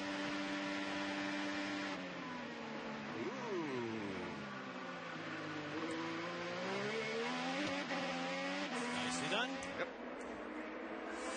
All right, one thing we haven't talked about Let's wait for the last lap. is the kind of pressure that Castro Neves is under right now. In that, I don't think Castro Neves has put a wheel wrong all race, but that goes through your mind. There's been no caution. You've been working hard. You are exhausted. And he continues to use push to pass because he can, Kevin. You're doing a great job. Just keep it up. Bring it home. There's Bobby. Just a moment ago, Bobby Rahal told Takuma Sato that you have 2 pushes left, so let's save them both for the last lap. Elio is on the button defensively, knowing that Takuma doesn't have as many as he does. And remember the start of the race, Castro Neves did not use it at all. We made a report that it was he and Servia, I believe, were the only 2 early on who had never touched it, and that is paying dividends right now. They'll come down for the white flag this time. Boy, is he feeling the pressure. He knows one little miscue, catch a curve, get a little bit squirrely, and he's going to have Sato right on top of him. Winner at St. Pete earlier this year, Castro Neves. Okay, you've got 1 activation left.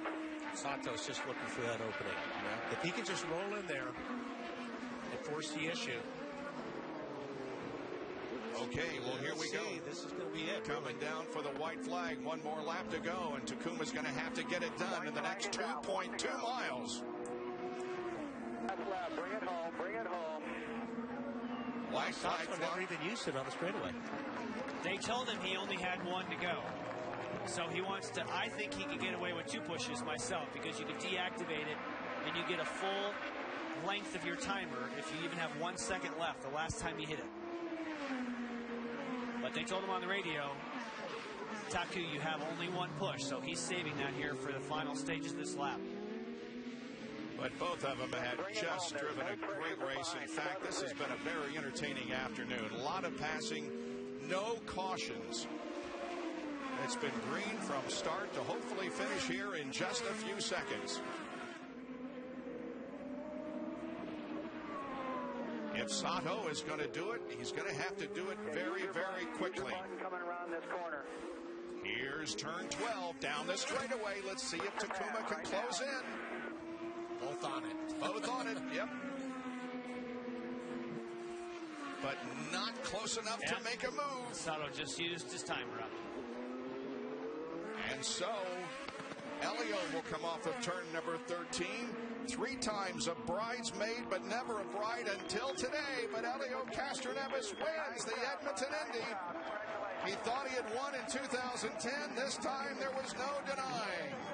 Castroneves beats Sato, Power, Rahal. Tagliani is going to come down and finish in 5th position. There he crosses the line. Dario Franchini's right behind him. Here comes Ryan Hunter-Reay. He will finish in 7th spot. 8th is Briscoe. 9th is Wilson, and Dixon is in 10th position. Mike Conway finishes 11th. Here's Hinchcliffe in 12th. Then comes Kimball, Barrichello, Pagano, Look at this. Elio, Spider-Man is back.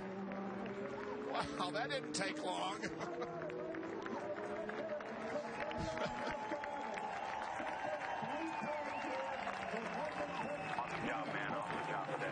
He now has more points than his teammate Will Power. Go to Mid-Ohio with Elio 23 behind Ryan Hunter-Reay in the championship, and Power third, 26 behind. Here's Marty with John Erickson. Well, I think his nerves have finally calmed down. Talk about that call, Erickson, to come in 2 laps earlier than everyone else and put on those reds. Well, we wanted to stay out of Hunter-Reay's way. The way it was working out, they were coming with us. We didn't want him coming across our bow. It was easier to just come a lap early. Worked out good. It did work out pretty well. How nerve-wracking were those final few laps? So Elio's saying, tell me when to use push to pass. Sure, yeah, I'm not sure he was understanding when I was telling him push to pass. He finally got it because Sato was hitting it here on the 12. So once we got him doing that, he was good, but that was good. All right, go celebrate with the team, John. Appreciate it. All right. Elio Castroneves in victory lane. I'm sure we'll see a fence climb in a moment, Bob. His 27th career win, his second this year, the other one coming at St. Pete, his first career win here at Edmonton. By the way, Simon Pagenaud spun out on the last lap. He finished in 20th position.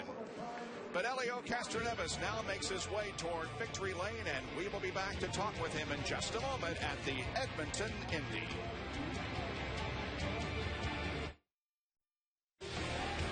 And back in Edmonton, where Elio Castroneves has already climbed from the race car, ready to spray some champagne. And as you said, don't shake me. That's what I was going to say. You said we won for the second time. What happened to the first win here? Well, you know what happened. I'm not going to go there. But first of all, I want to thank the Penske Truck Rental. You know, what a great group of guys.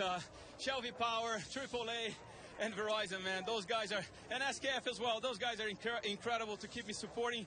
And these guys here, come on, camera, it's not all about me, it's about these guys. They are awesome. That's what I'm talking about. There's all the fellas that helped you get a win. Let's talk about the fellas who helped you get a win. John Erickson's call to come 2 laps earlier than Tags. How big was that?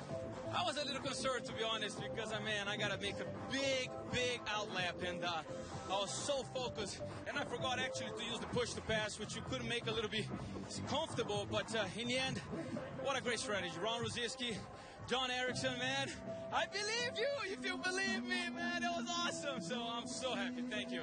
How about the battle with Takuma there at the end? I know that was A, stressful, but B, probably fun, wasn't it? You know, to be honest, in those circumstances, for me, it's actually best, because when the guy is in your gearbox, it bring the past out of me, so you can't miss concentration. You have to be on every step of the way, like every braking point, every downshift. So for me, I was like, come on, Takuma, keep it over here. As long as I have this straightaway cover, I'll be fine. And it was a great strategy. I just wish you were a little more animated when you won racing. And, exactly. What can I say? Sorry about that, but guys, I'm so happy. You started shaking me at the beginning of the interview. They shake some microphone at the end. I think Elio Castroneves, Bob, a little happy to be in victory lane. What do you think? I would say you are right. Always fun when Elio wins. Kevin is with second place finisher. And Bob, Takuma Sato just watched that replay of that pit exit there. You were racing with Tagliani. Elio beat everybody cycling through. You were that close. It was so close. I think the Penske team did an outstanding job for the pit stop. He beat it a little bit earlier than us, and he kept coming on the red tire, and Tagliani and I hit it together, coming out just literally 1 second. It was a very close. Really impressive start to this race. You grabbed positions right at the beginning, at the end, chasing Elio. Was there ever a point where you seriously considered trying to dive in? Well, I could see he's doing a lot of fuel saving, because we didn't have a yellow today that we had to do a fuel saving as well as everybody else. But I could see also at this moment, Elio sometimes missed apex, a little bit struggling.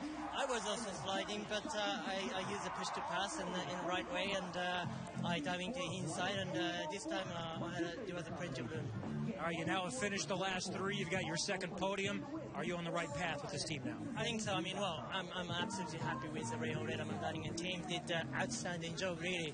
After a couple of difficult races in Indy, and we come back in strong and showing determination, and I'm so happy with the boys and happy with myself. Great drive. Congratulations. Thank you. Second for Takuma Sato, his best finish in IndyCar, Bob. Yeah, outstanding afternoon for Takuma Sato.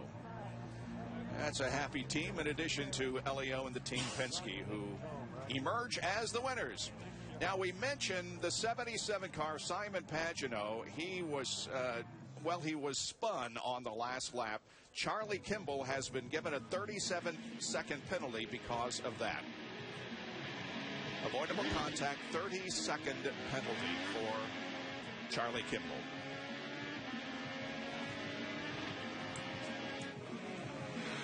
And here's another angle of it. Wow. Power. All right, let's talk to Power now. Here's Marty. Yep, we're kind of on the way to victory lane. Let's grab Will. And beginning of the day, if I'd have told you to finish third, would you have taken that? Absolutely, yeah. I would have taken that. Yeah, awesome day. Very good day. Past cars, it's a lot of fun. But Elio did a good job. Definitely tightening up the championship. But yeah, just great to have a good day with the Verizon car again. You know, we haven't had that for a long time. So very enjoyable and a tough race. At the end there, were you a little worried about fuel because Tim had told you, I don't know, we got it all the way full? Well, we went longer than anyone, so if we were in trouble, everyone else was too. So, but you know, Tim was just saying, just be mindful of it. If you have to use it, but if not, you may as well save. If you can remember the one time where you came off pit road right in front of Ryan Hunter-Reay, he was adamant that that should have been a penalty for you. Do you agree with that? Well, I thought in the drivers' meeting they said, if you're not cutting someone off, you can take the apex. And I thought I was in front of him because I didn't see him. But, of course, I guess if I was in his position, I would scream for a penalty too because it's good for points, right? But, yeah, if that was the case, my mistake. Just an incredible day for Will Power, though. 17th to 3rd. Bob? Let's take a look at that again when Will came out of the pits right ahead of Ryan. And I think by the technical description, he was ahead of Ryan Hunter-Reay. And I agree with exactly what he's saying. If I was Ryan Hunter-Reay, I'd be on the button screaming for a penalty as well. But I think that he slid in just within the parameters of the law. Here's a 4th place finisher, Graham Rahal with Kevin. Yeah, another guy that had a good day today. You were able to move up some positions, starting in 8th. What kind of day did you have?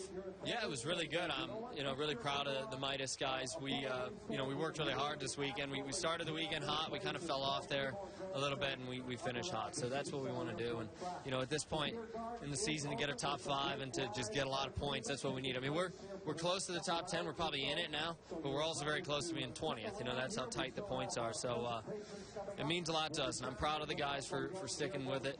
We've had a very up and down season, but getting another top 5 means the world to us right now. It's the second race we've had this push to pass with turbocharged engines. What kind of boost are you feeling? What kind of difference does it make? I didn't feel it quite as much as, say, Toronto, but certainly when I passed those guys on the outside, if I didn't have push to pass, there's no way I was completing it. So, I think it's a really good thing for this sport, and it's a really good thing at a circuit like this. Mid-Ohio is going to be another one where it's really good, and, I'm just looking forward to get back racing in a couple weeks. He gets to head back home. His home track, Mid-Ohio, Bob. That is right. Well, it's a good day for Bobby Rahal, whose driver finishes 2nd, and his son finishes in 4th position, Bobby and Graham Rahal. We'll be back with more interviews post-race after these messages. Stay with us. The 2012 edition of the Edmonton Indy is history. Elio Castroneves has won the race by about 0.8 of a second over Takuma Sato. The driver who led the most laps, 49, Alex Tagliani. He's with Kevin. This guy was very entertaining and from his fellow countrymen today. Let's talk about the start of this race from 4th to 2nd, the first lap, and then you got the lead by the time you got to the line before we finished lap 1. Yeah, I mean, on the opening lap, I thought that the Barracuda car was pretty competitive, so it was our chance to try to get in the lead. And, and try to see if we can control the race. And yeah, during the opening lap and pretty much the first half of the race, our car was very strong on saving fuel. We could roll speed. We didn't hurt the tire. And I mean, we just missed at the end. When we start pushing and we turn everybody loose, we were hurting the tires a bit more, and we didn't have the 3/10 we needed, the pace that the guys were running up front. But nevertheless, you know, a fantastic job for the whole Barracuda crew and Bowers and Wilkins, all their support. So we're very pleased. It's a good result. 5th is your best finish of the season, but when you're leading a race halfway through and even gapping a little bit, what are the emotions after a race when at one point I'm sure you felt like this might be our day again? Yeah, I'm still very proud of the team. I think, you know, we're learning. It was our 3rd Firestone 5-6 in qualifying in a row. We're pounding. We're there every single race. We just have to put it all together. I mean, this race will make us learn, you know, how we need to get the car towards the end. Our second set of red tires were old, and maybe that was where we got hurt a bit. But, you know, it was definitely a good race for the old Barracuda crew. All right, good run, and we'll see. I think you're going to the Olympics with Scott Dixon and Emma, right? So we'll look forward to that on NBC as well. Good run for Alex Tagliani. Let's check in now with Marty Snyder. Well, Ryan Hunter-Reay in a bit of a hurry to get to Bo Barfield. Your take on what happened with you and Will Power there when he came off pit road? Well, I mean, in the driver's meeting, it was that you absolutely cannot come across the line and impede another car's progress on the racetrack. And Justin Wilson actually specifically asked that question, so a little confused on it, but I'm not going to, you know, piss and moan about that. We had a good solid race, and we just needed some yellows. We needed something to go our way. We didn't get it. It's unfortunate because I think we could have, had we had a yellow, I think on a restart I could have made up a couple spots, but you know, I had a good start and just got to saving fuel and hitting my marks, hitting my numbers, and had good stops. It's just one of those days, you know. We came home 7th, and it wasn't very spectacular, but congratulations to Elio and Team Penske on the win. This is going to be a tough fight to the end, I guarantee you that. At the time, though, you did feel like it was a penalty for Will, correct? Oh, yeah, I expected it to be coming. I expected him to be pulling off, but it didn't happen, so I'll go talk to Bo about it, and we'll figure it out. All right, overall, though, assess the day. You feel like it was an okay day points-wise. You didn't lose too much.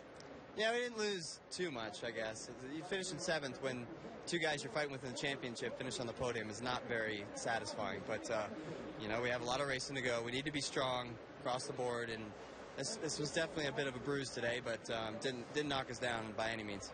Ryan Hunter-Reay, 7th. Yeah, and still the points leader by 23 over the winner of the race, Helio Castroneves. Here are the top 10. Sato 2nd, then Power.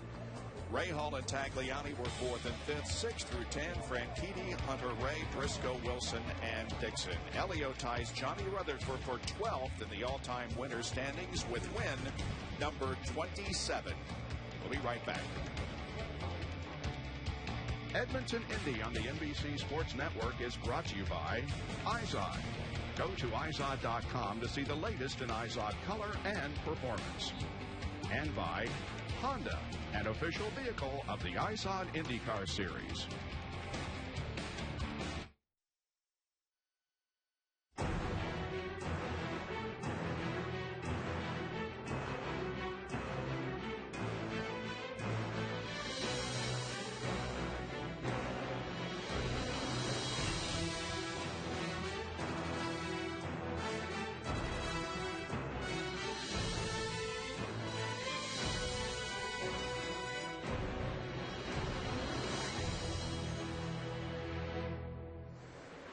The winners this year, you notice that Helio Castroneves won the first race of the year at St. Petersburg, and he is back in victory lane here today in Edmonton.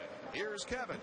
Simon Pagenaud was in position, not for the best finish. He was dealing with other issues throughout the day, but a lot better than what ultimately ended up with 20th. Charlie Kimball penalized on the last lap. What was your vantage point?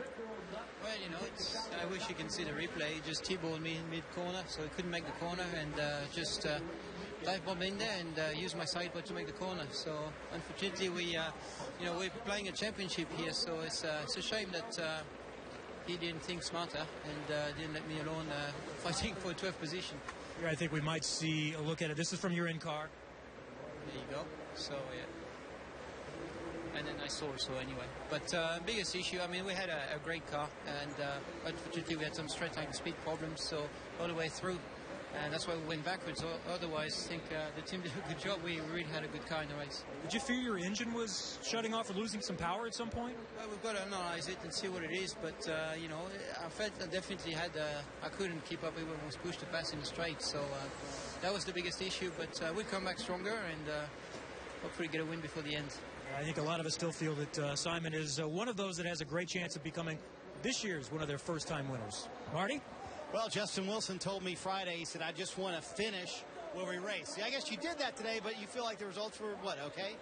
Yeah, I was hoping we'd be a little bit quicker and, you know, challenge those guys ahead, but ultimately we were just sliding around a little bit loose in places, but, you know, I think a reasonable recovery, especially after this morning's warm-up. We're pulling our hair out after that, but, you know, everyone at Delcoin Racing's worked so hard, so just, you know, pleased to get a solid result in, and hopefully, you know, we'll take the Sonny's Barbecue car to Mid-Ohio and just practice this week and get ready for the race next week. Ninth is not too bad on a day where you had a very, very loose race car. I know you're fighting that, especially at the end of runs. Let's talk about going back to Mid-Ohio. Any oddity there, because that's where you got hurt last year? Any strangeness going back there? Not really. I'm not too concerned about it. I'm thinking forwards, and it was a pretty freak accident, so I don't expect that to happen again. Sure. And, you know, really, just it's a track I like. I enjoy driving it, and we'll tackle that and hopefully get a good balance there. I want to win it. You also told me you went back to a track when you were 16 one time, and finished third the next time after you got hurt? Yeah, when I was first started racing cars, I hit the wall at Brands Hatch. I broke my ankle, my wrist, and cut my leg open, and managed to put some casts on and race there 3 weeks later and finish third. So, you know, I'm not dwelling on it. I'm thinking ahead, and you know, I don't really see it as a problem. It was a pretty freak thing, and even Pagano in my car went off exactly the same spot the next day and was fine once they filled that in. So it's just one of those things. All right, for Justin Wilson, a nice top 10 finish. Finished where he ran, what he wanted exactly out of the day, Bob. And gained one position in the point standings to 12th. Don't forget the upcoming schedule, August 5th on ABC, the Mid-Ohio race. Then we'll go to Sonoma, California, Baltimore, Maryland, and Fontana, California for the finale. And we'll have more from here in Edmonton when we continue. Elio Castroneves is the winner.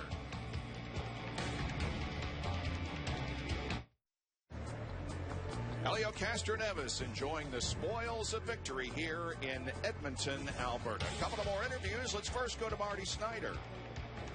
Well, for Scott Dixon, on a day when the engine quits in the middle of the race, he still finished 10th. I guess, not too bad. What exactly happened with the engine, though? What was going on inside the car? It was just at the start, like the first 5 laps. Whenever I went into the big braking zones, the engine would go into neutral. I think it was the anti-stall was kicking on. We'd had a little bit of problem with it during practice, but then in the race it kept doing it. You know, I hit it 3 or 4 times and dropped all the way to the back again, which is tough. You know, I think in a race today where it just kept running green the whole way, when you're starting far back like us, we needed to start well, get a lot of positions like Power did at the start, and then, you know, really work on fuel mileage and try and work our way up. But we started on the back foot, didn't really go anywhere, and, you know, 10th was okay, but obviously a lot higher would have been a bit better. Had you gotten a caution, could you have made some headway? Was the car good enough to do that? I think the car was really quick. I think we made a bad decision at the end to go to reds. I think our car was better on blacks. You know, I think at the middle of the race we were the quickest car by quite a bit, so, you know, when you're spending your time behind somebody the whole race, you can never really see what the car's like. But I think it was quite quick. So, you know, we'll have to move on to the next one and try and make some variable points up. We're 61 points behind now, so it's a little ways, but we can make it up. Birthday boy finishes 10th. James Hinchcliffe finishes 12th today. Well, the track didn't bite you. Nothing broke, but still, I'm sure you're hoping for a little bit more. What kind of issues did you deal with today? Yeah, I mean, it's the worst running it finish we've had, which is unfortunate. You know, we missed the setup a little bit today, and you know, I made a mistake in that first stint trying to get by Pagano. That put us back a little bit, but you know, after that on the reds, we were battling a handling issue a little bit, and man, it wasn't much, but it's so competitive right now in IndyCar that you miss it by a tiny little bit, and that translates to a lot of spots on the racetrack. So tough break for the whole team, and I think we can bounce back, and we got a test in Mid-Ohio coming up this week and try and come back stronger for the GoDaddy team and everybody at Andretti in a couple weeks. What was the racing like today, especially mid-pack with everybody so bottled up? Yeah, it was pretty good. You know, this track obviously lends itself to some passing opportunities, and with with the push-to-pass that we've got now, it certainly makes things a little bit more interesting. And, you know, it was actually fun to run an all-green race. You know, I think it's the first time we've done that all year, which is pretty cool. And unfortunately, the windows were so small, it meant you had to save fuel for quite a bit. So I almost wish it had been a little bit longer and it made, you know, forced us to do 3 stops and really let us push and mix up the tire strategies a bit. But no, it's good everybody came through clean and came back in one piece. All right, that's James Hinchcliffe. We'll see you in Mid-Ohio. And Hinchcliffe remains 5th in the point standings by 76 behind the leader, Ryan Hunter-Reay. But the man of the day is Helio Castroneves, who won here. We'll be back to wrap it up in a moment.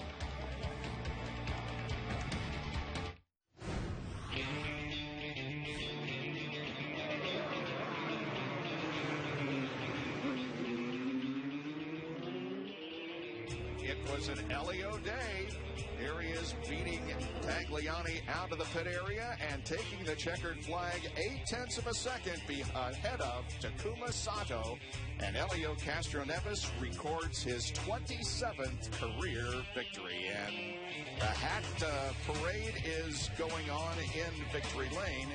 And although Chevy is not mathematically the champion for all intents and purposes, they have won the manufacturer's championship for this year. Now, let's take a look at the points.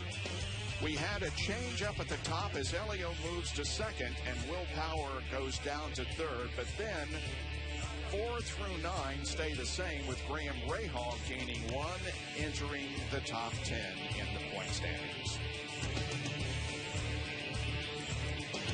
Good day for Rahal. He got a good finish out of it. Pagno, that hurt him a little bit, that finish. Yes. Like you said, for points-wise. But I think looking at Castroneves there, he has got to obviously not be feeling just great about today's unofficial results, but about his championship hopes. Yeah. He definitely thinks he's a player now, and should be. Takuma Sato's best career finish in 2nd, and Alex Tagliani's best finish of the season 5th, bettering his 7th position at Milwaukee. And there you see the rest of the finishers in today's race. Coverage of the Olympic Games begins Wednesday on the NBC Sports Network, leading up to opening ceremonies Friday on NBC. Stay tuned, the Tour de France is next. The IZOD INDYCAR Series returns to ABC for the Honda Indy 200 at Mid-Ohio Sunday, August 5th at 1 Eastern, and we'll be back on the NBC Sports Network Sunday, August 26th at 4:30 Eastern for the Indy Grand Prix of Sonoma. For more information on the IZOD INDYCAR Series, log on to NBCSports.com. Congratulations to Helio Castroneves, the winner of today's Edmonton Indy. For Jan Beekes, Wally Dollenbach, Kevin Lee, Robin Miller, and Marty Snyder, I'm Bob Jenkins. We'll see you in 2 weeks at Mid-Ohio on ABC.